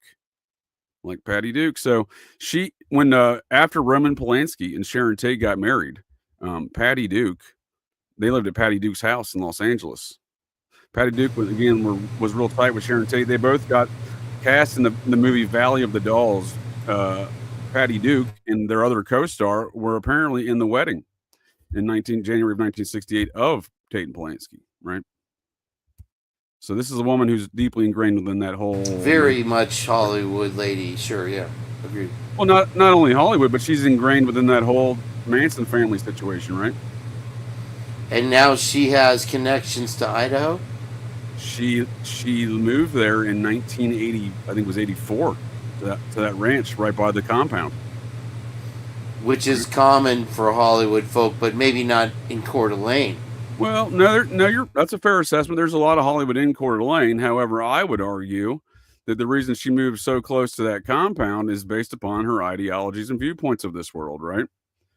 I don't think those two things are separate, is what I'm saying. And to demonstrate that point, if you please stand by, I will find my picture I was looking for here, and I will demonstrate my point on the matter. David Duke wasn't related to Patty Duke. I don't, not to my knowledge, but that would be interesting. That's a good question. That's actually a very good question. Yeah, right. You do see a lot of nepotism in Hollywood and in the press, in politics, for sure. Obviously, look at George Bush. We also see that in Idaho, right? In Idaho, there's cloning, and there's doppelgangers, and there's central casting. I think the most reliable person. Sorry to interrupt you, JJ. I think the most reliable person in this case is witness protection Larry by a long way. Well, we can agree to disagree, but let me finish my point here, sir. And that is, we do see nepotism in on your sidebar, if you will. We see Jeff Nye's dad, the state's attorney general, deputy attorney general, prosecuting this case. His dad's the chief federal district judge there. So we see a lot of nepotism in these matters. But I do digress there. And we can look at the Process Church's logo here on the birthday card I made for their 57th anniversary of their invasion of America this year, back on June 21st. And we can also see that here in the Muppetized version of my Maynard cousin, Charles Manson. That logo on his head was not that tattoo that he etched on there was not just a swastika. It is a swastika. They are Nazis, but it was the logo and symbol of the Process Church. Right.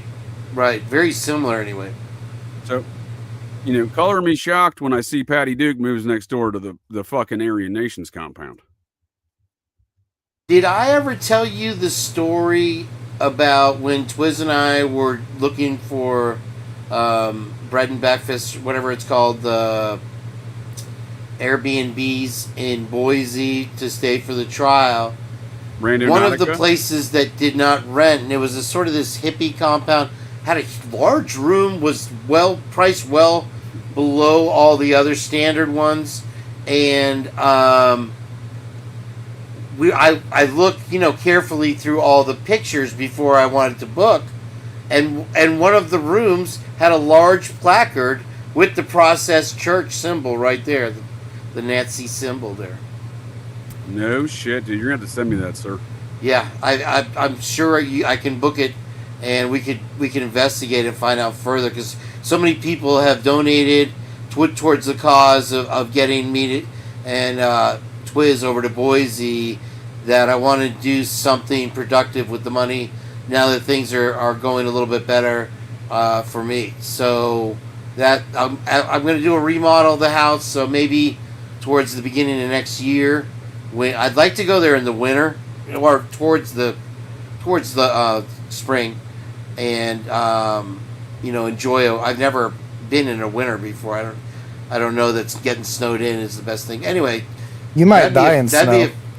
I might die. It gets to 40 here, and I'm freaking out. I'm confused. Are you asking me for travel arrangements or recommendations, sir? I need you to clear all the residences I'll be staying at, and make sure we have absolute safety there. So if we look at old Patty Duke and gang's fellow friends and company, that she was in the wedding of, along with Sharon Tate and their other. May I say something else about Patty Duke? By that show, the Patty Duke show, she literally was cloned herself. Stop Holy it. shit! I'm sorry. I've never seen it. I've never seen it. Well, it was her and her twin cousin. Nope. Not buying it. You've seen it. Was that the same scene that Zach Galifianakis was in? Was that the same one? Just his previous, like the Nicolas Cage picture of him from 1800. They just never have died. They just keep extracting the spinal fluid out of babies and change their name. That sounds weird. So again, this is the Gooch's dad's. Sharon Tate's murder was a seminal event in the Gooch's life, and you don't have to take my word for it. Let's just hear it from the Gooch. In Europe and Greece specifically. When I got to Chicago, we were in Chicago for a period of time while he worked Army intelligence, and then he retired and took a federal government job in the Bay Area, San Francisco. And we moved out there in the 60s, and my formative years were spent in the Bay Area. Can you describe a little bit about how your parents were, how they raised you? So my dad was very strict. He was an Army officer, was in World War II in the Korean conflict, and would have gone to Vietnam, but my mom had didn't really want him going to Vietnam. He'd spent enough time away from home, 28 years. And I have a twin, like I told you, that we were young kids, but we had teenage siblings. And she said, basically, you've already served your country 28 years. I would rather you come home and start in basically coming home every night from work. So this is what happens. In the 60s, he decides to retire, but he takes a government job, a top secret clearance job. She didn't like that he was gone all the time. We moved to the Bay Area, and his top secret clearance job took him away from the house 3 weeks out of every month. So I was raised by my mom, and my dad would come home. He was the provider, but he was a father figure provider, and then he was gone, right? So my mom was a stay-at-home mom, and we were fortunate. We had a very caring mom. Would it be fair to say that you grew up in the Bay Area then? Yes, that's what formative years up until the time we were 12. And then we moved to Boise, Idaho in 1974. And to be quite frank, we were kind of in culture shock. There was one color and one religion, and we were the color, but not the religion. It was a setback. So she's kind of describing, there's the gooch, right? She's kind of describing how this what you were saying before, Kane, about the lefty and righty polarization of politics up there. She's kind of getting at that. But what she also says that she traveled with her family, with her father, who's working for Paul Tate in the U.S. Army Intelligence, from Greece to Chicago to the Bay Area, where her father retired. But she says even in retirement, as she said, he worked for Paul Tate. So in Paul Tate in 1970, we know what he was doing. She doesn't say it. She just says she doesn't see her father, right? We know Sharon Tate's father hunted killer as a hippie. So when she says she didn't see her father for the next 4 years and that he was still working for Paul Tate, well, that's what Paul Tate was doing. He went undercover into the hippie movement to investigate his daughter Sharon Tate's murder. Well, I submit that it's just like in the gangs with these high-level secret organizations within the government. It's blood in, blood out. You don't retire. You don't get to get away from it. You stay in it till the day you die. Oh, dude, for sure. So we go back to how Patty Duke applies to all this. So we see the Tate Polanski wedding. We know Cocaine Bob, Robert Evans, legendary Hollywood producer, Cocaine Bob Evans, not to be confused with Bob, the Sausage King of Ohio Evans. Great restaurant, by the way. But we see, Process Bob, he introduces and brokers the marriage between Tate and Polanski. They're all process stuff. They all know Charles Manson. We also see the standard process crowd of Hollywood there at the time, the folks we know, like Mia Farrow, star of Rosemary's Baby, right? We see the Fondas. They're part of the Fondas. Warren Beatty and his sister, they're all part of that Young Turks movement of the weird scenes inside the canyon business, right?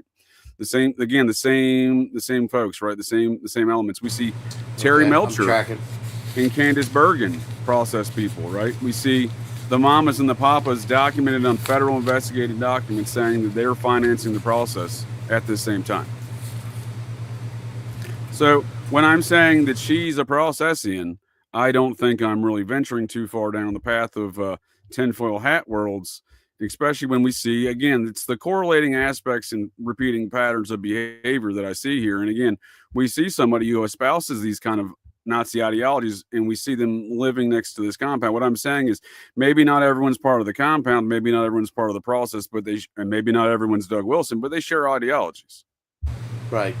And also, I think in the case of Process and the Satanic Church and the Friends of Animals and all these things, you have to remember that actions speak louder than words.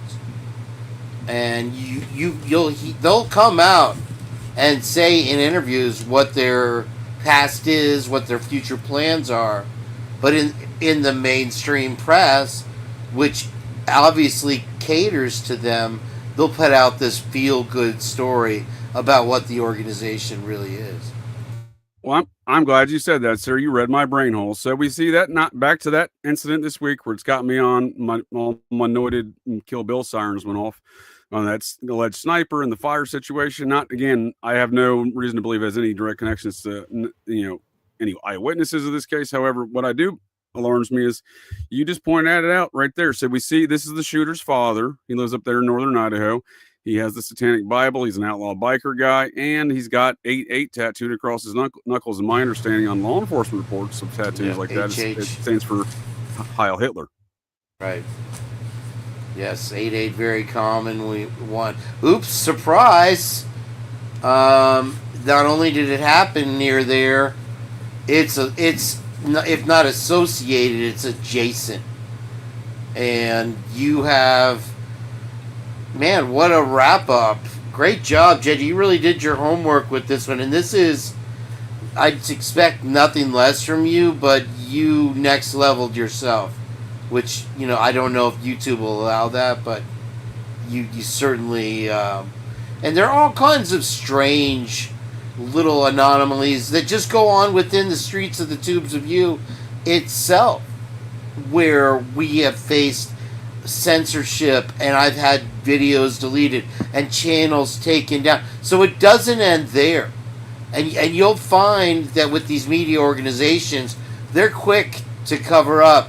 They're quick to protect the right people over and over again, I think.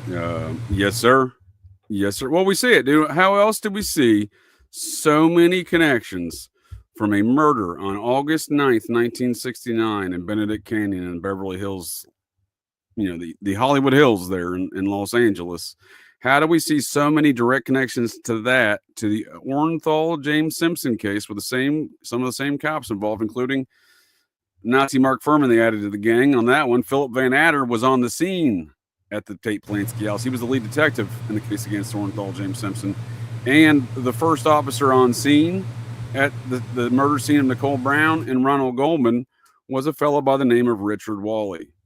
He was the same patrolman that was the first on scene at the Tate Polanski house 14 years, almost 15 years prior, 14 and some change. How has that happened? Well, I always ask people to go with their gut, and Twiz, other than the low rent situation that Twiz predicted by moving there, you also have my first gut feeling, I think is what drew so much interest to the case, was the Manson-esque qualities of it, for lack of a better term. This looks, you have the same amount of people, you have the same method of taking their lives, and then you have the same horrible butcher shop crime scene as well. And to this day, and we may never know, was there something written on the wall right then and there telling you pigs or whatever, whore, there could have been a lot of things that the families may or may not know. I'm going to poke you, sir. You're on to it, because we know they removed drywall from the home in December of 2022. And there wasn't a chance of any crumb of that house not being completely disintegrated within a few months. And, and then here again, you have the media partners painting the pretty face and claiming that the university is going to make a memorial of it, a park, something beautiful that's why it needs to come down. And then, of course, they to protect their reputation, they open a memorial garden on campus, which, mind you, is one of the first things you see when you arrive on campus. But they don't dedicate it to the Idaho 4. They don't. Right. They dedicate it to every outhouse, hen house, and courthouse in the 25-mile square radius that has ever died since 1800. They don't let the families speak. You have these girls that came to honor their friends in these cute outfits reminiscent of what they would wear together to parties and these type of things. And they didn't get a chance. But they have these people that didn't even want to be up there. We're like, we had nothing to do with this. They raised some money by selling wristbands. Those people get to speak. Yeah, we spent the summer selling wristbands. And then the next thing you have is Coomer Scott Green saying, let's get out of here. What an atrocious pile of garbage that human allegedly is for saying something like that during a memorial. Did you forget where you were? Did you forget who you are? No, he didn't. He's a piece of shit. and he was the one. If you look at the Moscow police department in the front, the Vandal flag flies over the American flag. So where do you think the priorities lie on that university's police force? You tell me, that was sir. a lot to throw out there. Twiz, what do you think? Twiz, save me. I think that they used the memorial garden to get rid of a lot of other mysterious suicides in the area from U of I students as well. Please tell. What do you got there? Well, I mean, they dedicated it to like all of the kids that have died, right? I don't remember their exact wording, but like they have a bunch of other kids, you know, that have mysteriously died, and they're always suicides.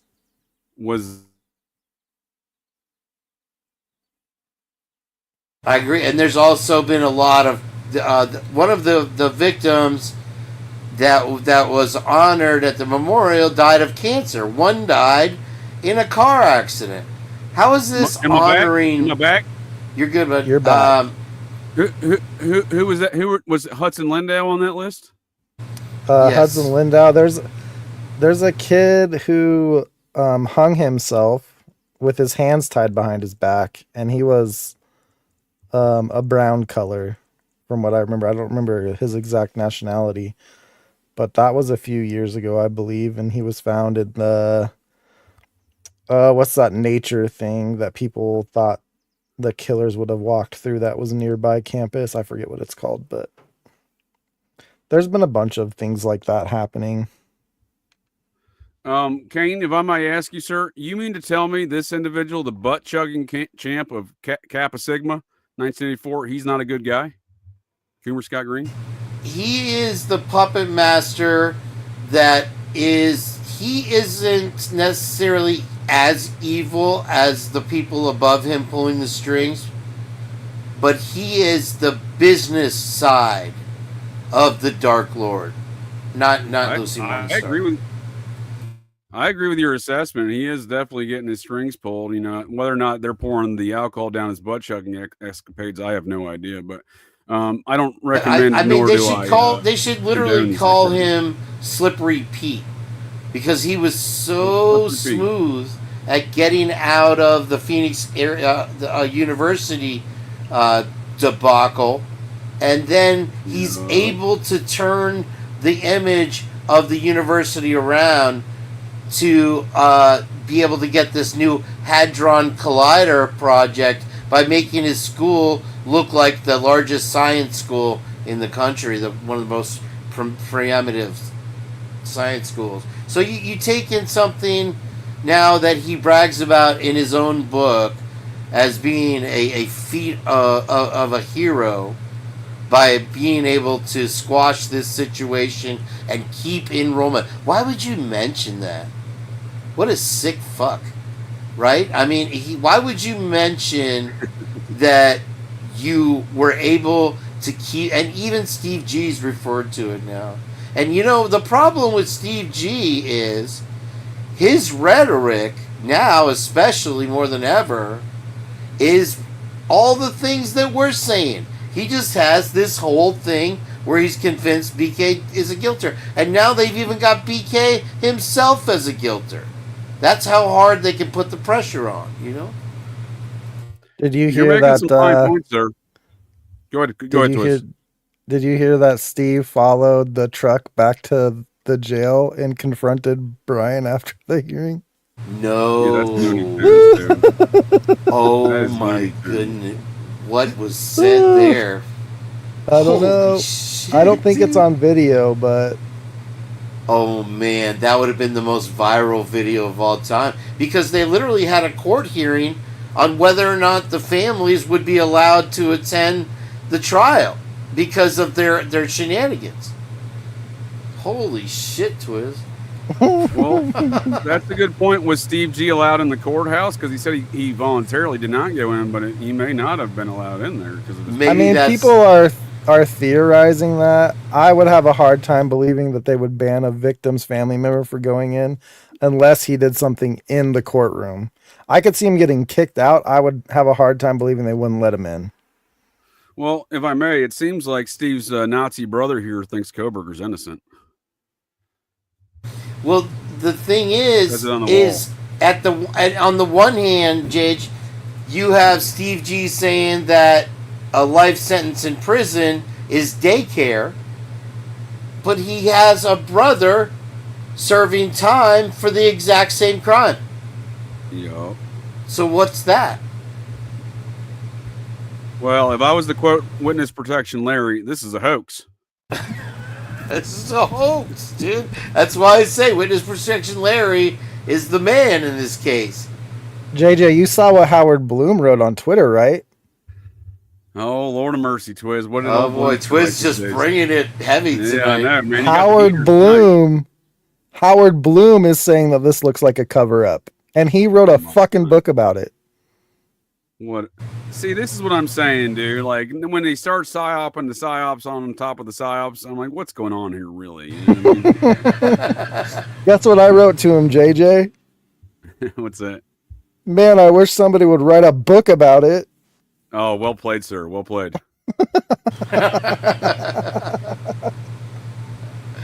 Again, Howard Bloom, who's being employed by Bob Cocaine Evans' protege, Graydon Carter, to perpetrate this propaganda. Back to the Gooch factor, right? Doug Gooch. The Mormons are coming for us, bro. Lord of mercy, dude. I hope not, because they think we're all going to get on spaceships and fly to Kolob, and I don't want any part of that. You realize that all three of us, and Lucy Morningstar, the Dark Lordess, are all going to have to write books after this is all over, right? Well, here's the deal. I don't know if that's ever going to happen. I don't know if I'm writing anything, but look at who else is in attendance at the Roman Polanski Sharon Tate wedding. That man right there on the right-hand side, not the guy in the chef's hat. Is that Michael Caine?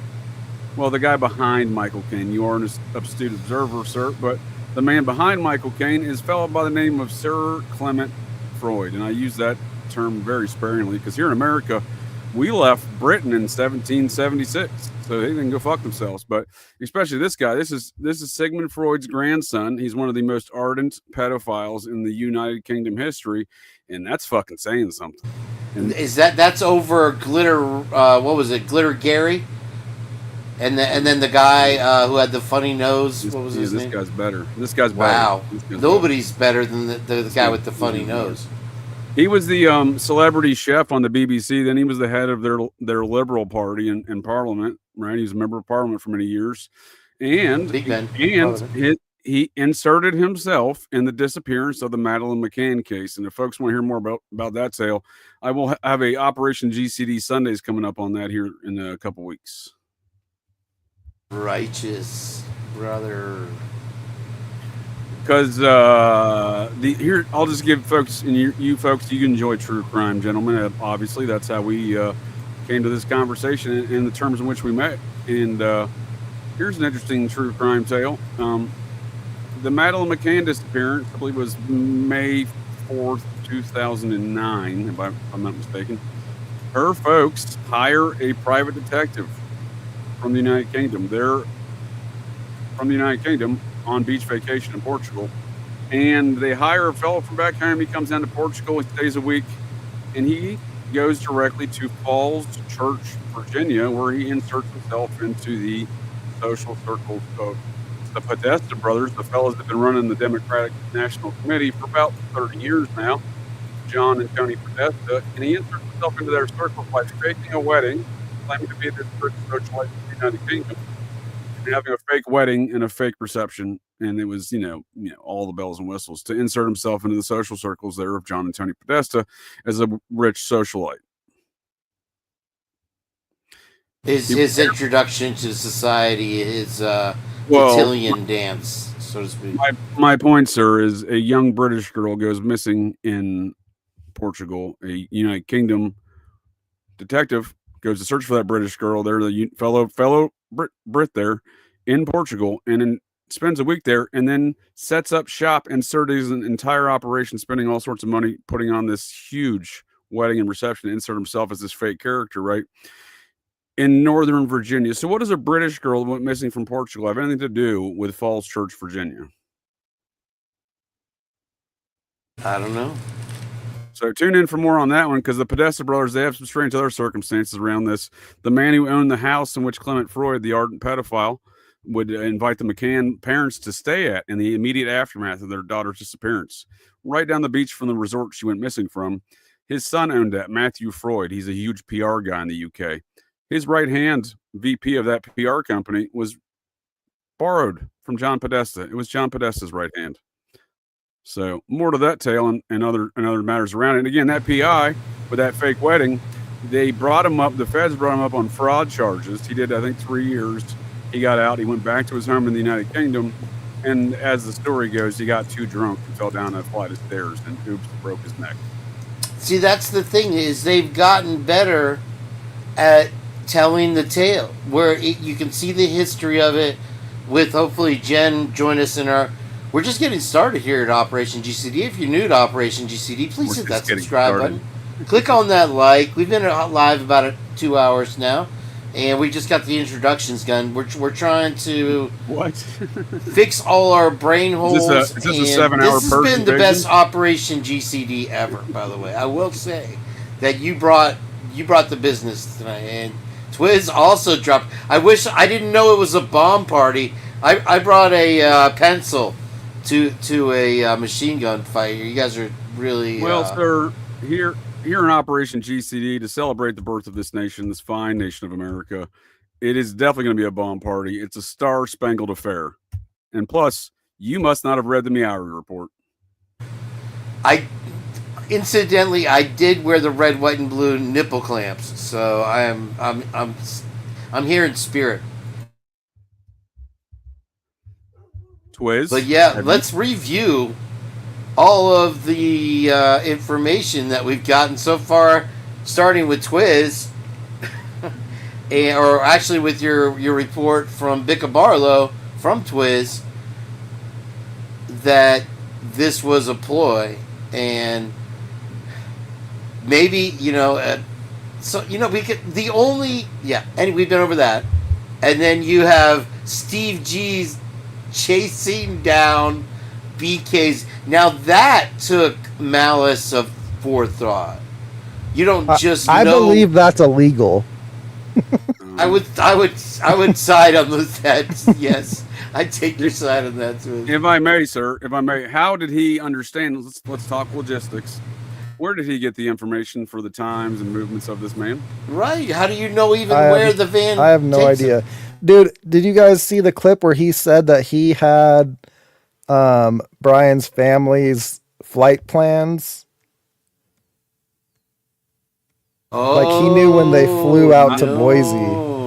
I did see that clip, and that's what I'm saying. Kane made a point earlier. Within this network, they have the ability to touch people, as he was trying to touch me earlier there. And again, I think that you have. So what I'm saying is, as we saw, much like in Delphi, Odinism is very popular amongst the corrections communities, right? And that was exhibited there. That I can assure you that is not exclusively to the state of Indiana, and Idaho would have similar things, especially when we're talking about places where the Aryan nations and other such folks who have similar viewpoints and ideologies are living. So we're going to see those same things. So what I'm saying here is that someone tipped old Steve G off. Oh yeah, and Odinism isn't precluded to just Odinism either. It's got the connections with the AB, and so you have Steve G, which is, and he's back to his hex hat. He's back to his, now he has a black hat with the cross on it, and is it because he's a religious man, JJ? Maybe in his own ideology. No, sir. And in fact, what I'm also saying here is these Odinists, I've caught them numerous instances of folks saying, well, I'm not a Satanist, I'm an Odinist. Well, I'm not an Odinist, I'm a Satanist. So they're playing, and again, they love these fucking games of semantics, and I will take no part in it, sir. So we do have examples of these same activities in that same compound out of those same domestic terror activities from 1984. This was the guy that turned state's evidence in the matter. He went into the witness protection program, murdered folks later, kept doing his Nazi shit. Just want to point that out. But he was a self-professed Odinist, even though he's part of the Aryan Nation. So what I'm saying is these things there are overlaps and similar ideologies, and I think we can kind of take an educated guess on where Steve G got that information from. Some similar folks within the system that have an ideology similar to him. And if we're listening to that book from 1996, Blood Oath from Stephen Worth, and we heard the author or the radio host describe the author's words on the plan that was hatched out of that same compound in the 90s that led to that Nicole Brown Simpson murder. Well, we see that we can see the machinations of what they described there. They're trying to blow up everything from the inside and have distrust and cause chaos and discord, like the processes intense who are also Nazis. So again, these folks will share similar ideologies. So I'm not shocked when I find Patty Duke living literally next door.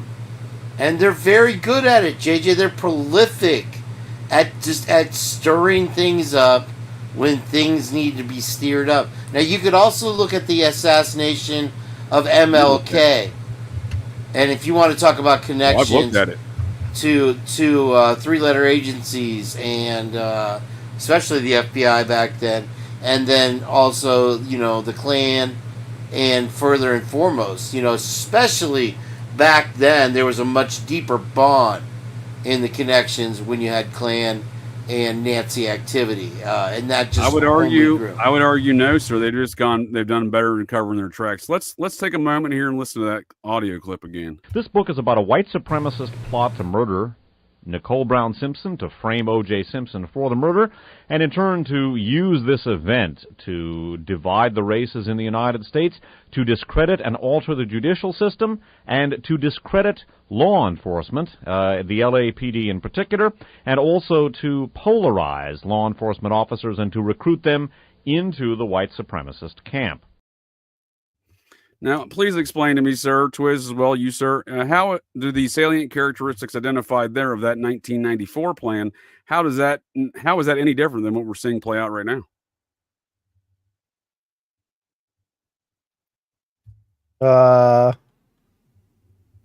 I don't know how it would be designed to divide the races, but I mean, who knows? Well, maybe it's not applicable with the race campaign. Maybe it's some other sort of generating campaign right now. But what I'm getting at as far as what has been achieved this week, there's so much discord, right, within everything. We saw, again, a lot of other violence popping off in and around these circumstances. I think that it should be, at least the question should be asked, are we dealing with the same campaign of terror that's occurred out of these same areas before, and seemingly connecting same folks, because we got old Nazi felon Mark Furman telling everybody Brian Koberger did it.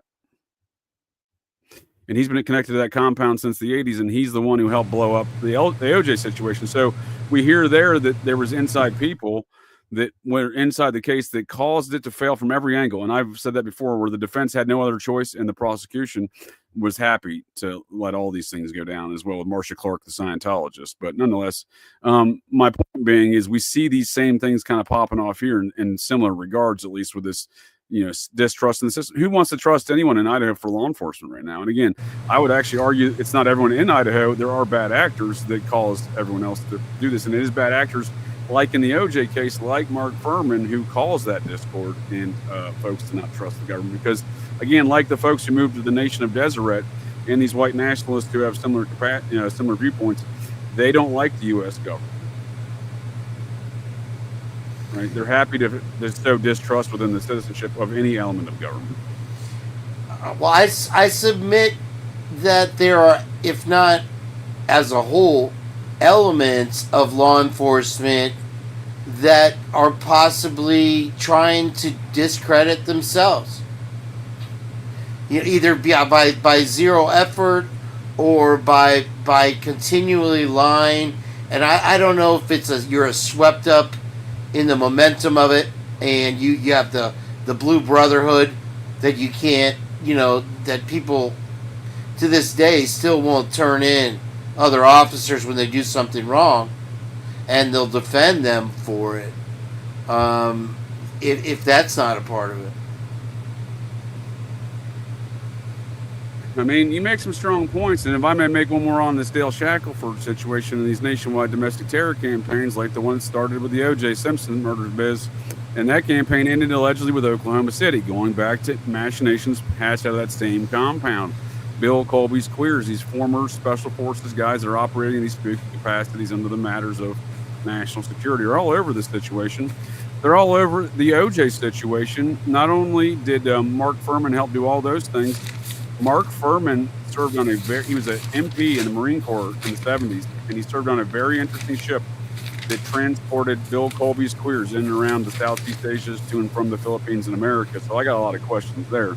But on top of that, one of the primary witnesses in the murder case against the state of California versus Orenthal James Simpson was Carl Colby, Bill Colby's son.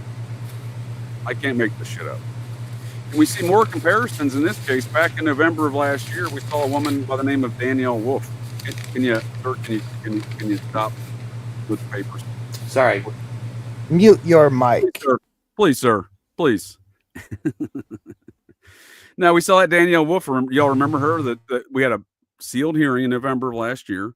They brought in through a phone call or Zoom, they brought in a DNA expert who was the DNA expert in the Orenthal James Simpson case for the defense. So we see more and more connections between all these things. And we never really heard much else about Dr. Danielle Wolf, the Florida medical examiner now, who called in to testify for Koberger in this one, did we? Nope. Dude, I think that's the shittiest thing about the plea deals, that we don't go to trial. Now we really don't know the evidence. Right, dude. All right. It doesn't resolve anything. It doesn't resolve anything.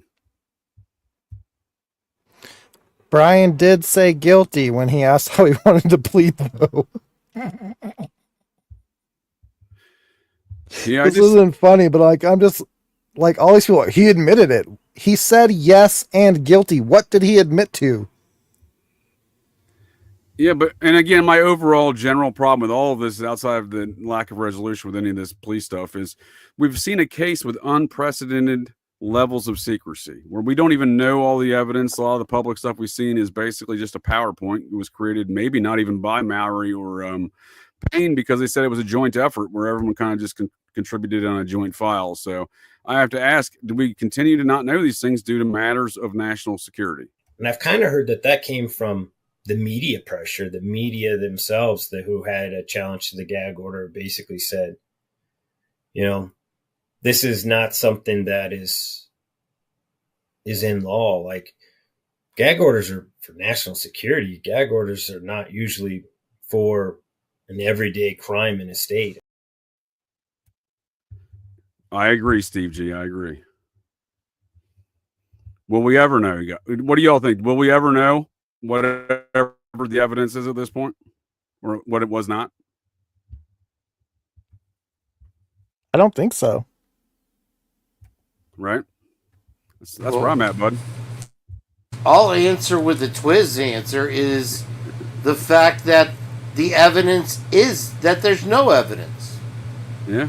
And Steve G and even Brian Koberger and Mr. Hurwitz there are all just a bunch of show ponies that they have out there in this 3-ring circus, and they're dancing around to whatever they're being told to do. Well, you've been saying that the whole time, sir. You've been saying the lack of evidence is their evidence, and they've been arguing that already. They're saying, well, of course we don't have them on video cameras and any of this stuff in town because he took the back roads. Yeah, well, furthermore, he made a point of talking about how the side pockets of the car were dust-free, which indicated cleanup. And that makes him guilty. So there's no evidence, so he's guilty. If they found blood, then he's guilty. But if you're hungry and you're stuck in court, snap into a sidebar. Yeah, long day in court, get a sidebar. And please hit that like button. It's right there. If you forgot, for Twiz and for Operation GCD, not for me. Nobody hits like for me. Don't hit the like. I'm a liar. Is that what they're calling you, Twiz? Well, don't hit the like for... Oh, dude, this is hilarious. I mean, I don't blame people for not believing it, right? Because I didn't believe it. I literally called that number and left the message, and I was like, "Hey, just letting you know, there's a post out saying that, you're saying this, and if you are cool, I would like to get it verified. Here's my number. Call me back. If not, just letting you know, someone's saying you're saying this. Bring me up to speed. Who wrote that to you?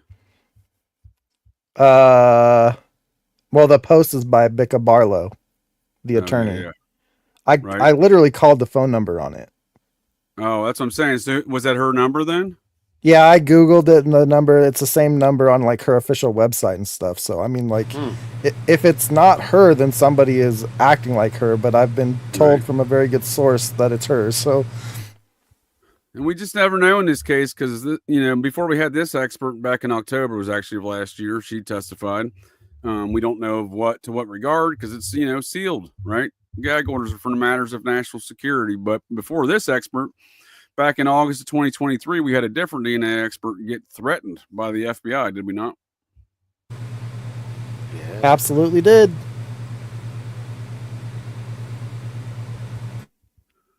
Well, Kane, can you fill us in on those details?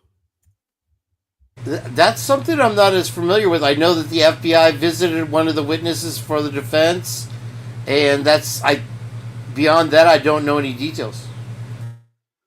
Oh, I don't remember her name. I was hoping you remembered her name, sir. Maybe I need a sidebar. Her name is Heather will know, but there you go. That's who I rely upon, is the underworld. It's somewhere in my brain hole. Vargas, yeah. Yep, Danielle Vargas. There we go. Yep. Danielle. What was said in that conversation, we don't know. I mean, you hear about the men in black visiting people in cases, but the FBI visiting during a hearing to an expert witness? No. No. Doesn't make sense. Doesn't add up.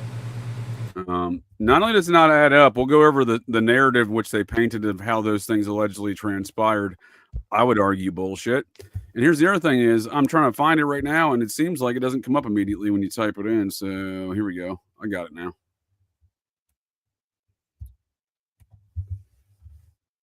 And there we go. Boom. FBI. Whoa. Hey, wait a second here, machines. Wait That's right. a minute. Yeah, but it jumped down on me, scroll man. Down for fun. Yeah, dude. What was that about? FBI. I hate it when it does that. Key witness, right? Key witness, right? Key witness. Not like, oh, this dude just was like some dude who like heard some shit maybe or saw some shit. This is a key witness. And they're like, oh, wait, you just debunked our entire DNA bullshit narrative. We're going to come visit you, lady. So it says, last night she was visited by 2 FBI agents. Oh, well, hold on. Gabriela Vargas, an expert on genetic genealogy, testified on the DNA issue during a hearing on August 18th. Days later, the feds knocked on her door, according to Kohberger's attorneys. Last night she was visited by, this is a quote from Kohberger's attorneys, last night she was visited by 2 FBI agents and interrogated about her testimony and the findings of her declaration. And Taylor, Kohberger's lead defense attorney, said during an August hearing that, in our view, impacts Mr. Kohberger's rights to due process. You ain't fucking kidding. I mean, yeah.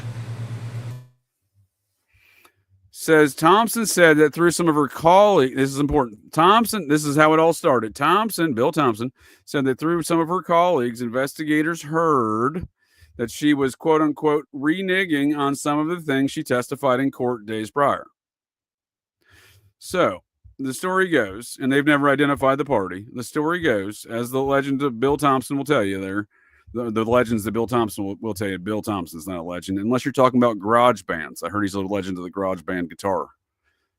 I would disagree. He is legendary at turning emotion on and off, kind of like psychopaths do. Well, yeah, that's probably true. So, as the story goes, Danielle Vargas blew up the whole FBI's bullshit around the DNA stuff in this case back in August 18th of 2023. And a couple days later, the FBI showed up because allegedly Bill Thompson says, well, he got a call from some other DNA expert. Apparently, according to old Bill there, Danielle Vargas went home after that hearing that night and then called a DNA colleague of hers in the industry and told that lady that she'd lied a bunch in court that day and that she felt bad about it.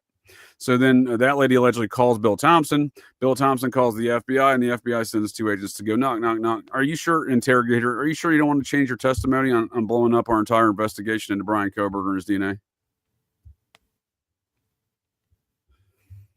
We've soon forgot about this incident, Jensen. I just want to make sure we covered that again here.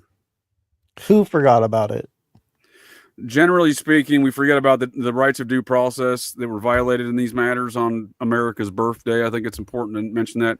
It's also important to mention it for me because it's a very important, all these matters of constitutional rights and the violations thereof. And it was one of my greatest interests in this case, amongst other things. But as a Madison myself, the author of the U.S. Constitution, President James Madison, a original member of the Society of the Cincinnati, my 5th great uncle.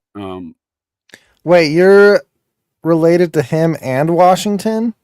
Well, here's the deal, bud. All of these families intermarry, and it's really weird to me. For example, my forefather, Abner Vance, is not only my forefather, he's my 4 times over father, right? He's my 4th great-grandfather, double 5th, and 6th great-grandfather. So all these folks intermarry, even in their own tree, apparently, because my Appalachian family tree is more of an Appalachian family pole there, Twiz. I don't have a lot of branches, and I'm surprised they don't have web feet, a recessed chin line, and a 70 IQ. But yeah, these folks all intermarry. Interesting, but you can't get in the. We have to trust that you aren't in the Cincinnati Society. Well, even though by blood, you should be able to, right? No, sir. I'm not a paternal descendant of one of the original members. Abner was an enlisted man, much like myself. So you're related to George Washington and Madison through females? Through, James Madison's first cousin, which would have been a female. His uncle, Colonel John Madison, would have been my forefather in that equation, my 5th great-grandfather. And his son would have been a member because of him, but I'm descended from his daughter, Colonel John Madison's daughter. So in regards to Abner Vance, he did serve as a spy and a scout for George Washington in the wars of 1776 as a young enlisted man. And again, he's in all likely probability is the son of George and Martha Washington, but on paper, his father, Matthew Vance, grew up with George, and on paper, his mother, Ann Jones Vance, was Martha's first cousin. So, but yes, he would also not be a member. He was an enlisted man. Again, I'm an enlisted man myself there, sir. 20 years enlisted. Interesting. Well, not to try to trump you on the family tree thing, JJ. Well, I would expect nothing less from you, sir, here on this Purge invasion. I do appreciate both of you gents joining me here for this discussion. But I do have blood ties to the Bishop Desmond Tutu in Lake Titicaca. I don't know if you're familiar with that one. Did you? Yeah, I think I saw him when I was visiting your Coliseum you designed down there in Santiago, Chile. The Stadia All right, boys. Olimpico. I got to drop down for a bit, but I'll be back unless you're ending shortly. We'll probably go for a bit longer, but you're welcome to come back, sir. I appreciate your time. Cool. Thanks for joining us to get a little GCD Twiz. Great stuff, Twiz. I'll Good be job, listening man. and in chat in the meantime, but I'll probably be able to come back on like 20. Nice. We're just getting started. Yeah, we're just getting started here at the Purge. That's what I like to hear. I'm actually surprised you didn't realize I visited the Coliseum down there. In fact, I took Zach Galifianakis with me. Who goes there twice in a year? Oh, shit, it's just like that old nursery rhyme, at your grandmother's ranch. 7. It's 7. So, what's on your mind? What are your thoughts? What are you doing? I haven't been holding anything back. I'm trying to keep up here, JJ. All this, I'm gonna have to process church, all these new information that you've dropped on us here tonight. I mean, I'd be happy to shut her down here if you want to wrap up. Up to you. Unless you're going to keep coming with it. I mean, I have to say that you have brought it tonight.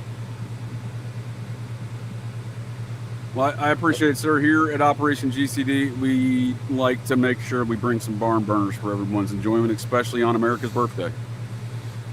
Happy 4th of July, everyone. Let's make it a country worth living in. Well, speaking of that, when are we going to be now? Before I ask this question, and I do want to recognize that you broke up with all the purgers 67 times here tonight. And when is the next purge, or is this we have no more purges? Is that what you're going to tell me? It's a mystery. It's still under investigation. We will hold press conferences intermittently to give you more of the details as they surface. But right now, I can't speak on that, sir. But we're doing a confirm purge on additional Monday. purges and the lack. Oh, well, there you go. And you can also guarantee there will be no more future breaking up with all purgers. In the aftermath of events this week. I do believe you apologize, and I appreciate that apology. I just want to see if I can get a confirmation that we're not going to repeat that activity upon the next bad news of the purge. We're 4 score stir and 17 purges ago. I joined you at the purge. And I have no intent of stopping unless you're going to start breaking up with all the purges again. Ask not what the purge can do for you. No, we are not. You slapped me silly back into reality, whereas I saw tragedy unfolding in front of me. I thought the worst, but now I see the fire lit by just our presence on that show where the news broke live during the show. I had 67 different reactions, JJ. So I wasn't necessarily breaking up with everybody every time. I was trying to work through my emotions live on TV, on YouTube TV. I don't necessarily fault you, sir, and I do appreciate the apologies. I just want to make sure we're going forward. We're purging ahead, sir. We're purging ahead. Yeah, and I appreciate the community that it's more fired up than ever, even though now the suspect himself is a guilter. We're literally having to put our feet in the stand, and I've said it since the beginning. This is the hill that I'm going to die on. It looks like. I mean, I'm here for the long fight. Hold that thought, please. I'm going to start my own company. Really? You want in? Nah, I'm not, I don't really have any, money or... You heard of this thing, the 8-minute abs? Yeah, sure, 8-minute abs, yeah, the exercise video. Uh-huh. Yeah, well, this is gonna blow that right out of the water. Listen to this. 7-minute abs. Abs. Right, yes. Okay, all right, I see where you're going. Think about it. You walk into a video store, you see 8-minute abs sitting there. There's 7-minute abs right beside it. Which one are you gonna pick, man? I would go for the 7. Yeah, I'd go for bingo, man, bingo. 7-minute abs. And we guarantee just as good a workout as the 8-minute, folk. You guarantee it? How do you do that? If you're not happy with the first 7 minutes, we're gonna send you the extra minute free. See, that's it. That's our motto. That's where we're coming from. That's from A to B. That's right. That's good. That's good. Unless, of course, somebody comes up with 6-minute abs, then you're in trouble, huh?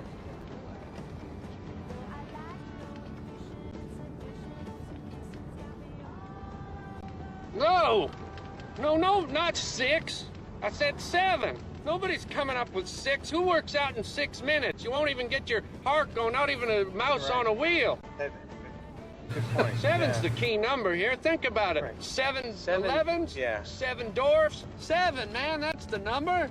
7 chipmunks twirling on a branch, eating lots of sunflowers on my uncle's ranch. You know that old children's tale from the sea? It's like you're dreaming about gorgonzola cheese when it's clearly brie time, baby. Step into my office. Why? Because you're fucking fired. When Harlan Williams delivers that, no, it's literally like he just drank a cup of piss. Like, no. It's the same thing he does in Dumb and Dumber when he does drink the piss. I didn't make that correlation, bro. Yeah. Was he the guy making meth in the kitchen? No, he was the state trooper that pulls him over, and he's like, "Oh, nice." He's like, "Pull over." And he's like, "No, it's a cardigan." I think Zach Galifianakis played the blind kid with the bird in that movie. You're right. It was definitely a Galifianakis scene. Now, I figured you and the fellow Purgers would enjoy the 7-minute joke, since I always join the Purge in 7 minutes. 7 chipmunks twirling on a branch. So I do appreciate your time, sir, and if I may close these things out and offer you some closing messages, take as long as you want. Any statements you may want to provide folks on the elements of whatever's transpired this week, your journey in these matters on the Idaho 4 and the Purge, and just your general thoughts and ideas on hula burgers. Anything I say can and will be used against. My real passion is my hobby. Really? What's that? I work with retards. Isn't that a little politically incorrect?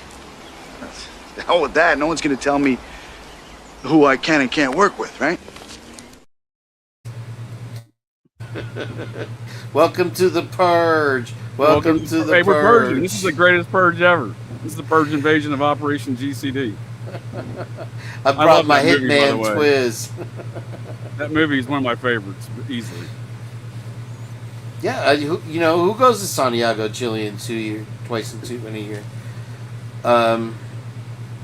No, you really do. I honestly do. I appreciate all of the invites that you give me to come over there and bring my shenanigan-infused journey over to and adventures to the Purge and join you all over there. I certainly have enjoyed my times there, Kane. I look forward to future Purges. But no, I do appreciate what you've done over there as far as your efforts to disseminate the information and wrongdoings in these matters relative to matters of rights violations, due process, as Ann pointed out there in that statement regarding the FBI threatening one of her expert witnesses. Very unprecedented matter, very unprecedented, like the secrecy in this case, and as Steve G says, matters of national security. So no, I certainly respect what you've done over there at the Purge, sir, and that's why I'm happy to join you anytime. Always welcome, my friend. Always welcome. You keep them hula burgers running, I'll keep being there. But now, do you have any coffee? If you can close us out with just your general thoughts on tonight's discussion and just the events that have transpired this week. I will just say that there are times where you trail off and you leave the rest of us kind of questioning what you're talking about. It's tough to keep up, but I will say that tonight, to use your illusion, is you've tightened everything you've set up into a very tight concentric circle, made your case from end to end, and you've also dropped bombs left and right, and even brought up shit that we'd forgotten about that are extremely telling and important in this case. So for that, I thank you, sir. Yes, sir. I'm happy to do it. Enjoy the conversations, and I enjoy you all, my verbose and sometimes long-winded statements to help me get these ideas out of my brain hole that have formulated in these more summarized statements here tonight. Yeah, there's no stopping a rolling JJ, that's for sure. But even though you've sent us into the stratosphere, you gave us a soft landing, and it's really coming together. And like I say, cities will be built upon the purges or the spurges that we've done together. Once this is all said and done, there will be songs written about it, and there will be countries formed around our leadership. Is this the Purge? Are we Persian? Because there are songs written about it. Your theme song, sir. You want to listen to it? Let's take a listen to it. They keep coming. Your song, the Kane B is going to Idaho theme, because you're going to Idaho, friend. It's in your theme song. Yeah, it's we're on the road to Moscow. So should the trial come, of course I'm going. I wouldn't miss a chance. Here on America's birthday, who wrote that song for you? Who did that song for you? That would be Douglas Outlaw, who is defending our freedom right now in the Mediterranean Sea over there with the Navy. Yeah. And he's offered a lot of nuggets as far as what's really going on. And if you want to check out my community posts on Kane B's The Purge, please feel free to do that and join on up and sub up over there. And I appreciate every single one of you being here from, dude, this is just like with The Purge. People that are in the chat are not only committed, they've been here from open to close, and they will stay as long. If we want to just have a staring contest, this chat would stick by us. So I appreciate that. Yes, sir. Why can't I find your theme song here at the beginning of your videos? What's going on here? Are you talking about the Sky Game one? Welcome to the Purge. Oh, I found it. We're good. We're good. Yeah, there was the first two I clicked on didn't have it.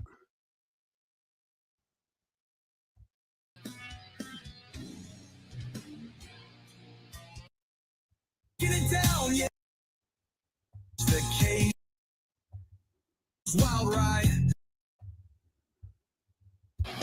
I appreciate your videos and your introductions. Your production efforts are top notch, and I get a kick out of them every time, sir. I figured we close out tonight's show.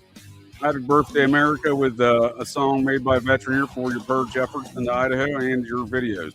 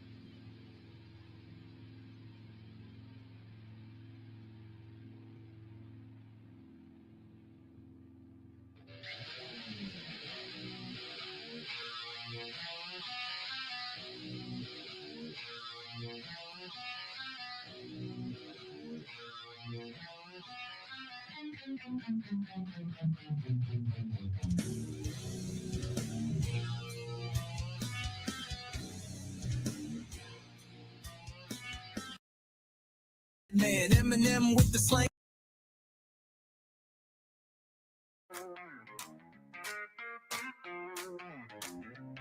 Yo, KB, is that the name you claim? Rolling through genres, let me play this game. Rap like a madman, Eminem with the slang, spitting bars so sharp like a rap hangman. From YouTube fame to Idaho's wild ride, you're breaking it down, putting truths aside. Kane B got the purge, no doubt he's the king, breaking down the case like a YouTube machine. Kane B the purge, bringing heat in the booth. Facts on the table, there's no room for proof. Throwing down lyrics while the world's watching. Is it guilty or free? That's the question we're knocking. Kane B the purge, taking Idaho by storm. He's got the heat and the truth breaking the norm. We're all glued to this case, no one's letting go. Will Brian be guilty or will he be let go? Kane B's in the game, watch him lay it all bare. Will justice find the truth or just disappear in the air?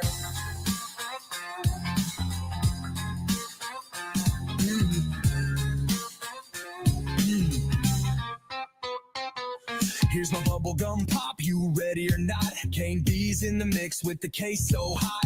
Rap, rock, pop, he's switching it up. Dancing through the genres like a YouTube cup. Got Kane B, the purge, putting the story in flow. Breaking it down with humor, watch the case blow. Boom, Kane B's riding with electric groove. Breaking it down, yeah, he's on the move. He's got the purge, so come and watch him reign. Sipping on knowledge like it's truth on a train. Kane B the purge, taking Idaho by storm. He's got the heat and the truth breaking the norm. We're all glued to this case, no one's let go. Will Brian be guilty or will he be let go? Kane B's in the game, watch him lay it all bare. Will justice find the truth or just disappear in the air? Now here I am, R&B vibes on deck. Let's get a little smooth, but don't forget, I'm bringing humor, I'm bringing the sound, but this case got us all spinning round. KB with the truth, it's hard to ignore, like waiting for that next chapter in the lore.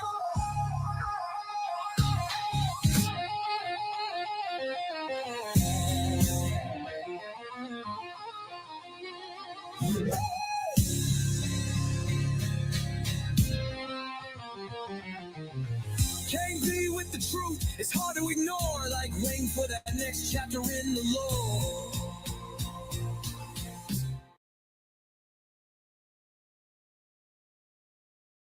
Well, that's it.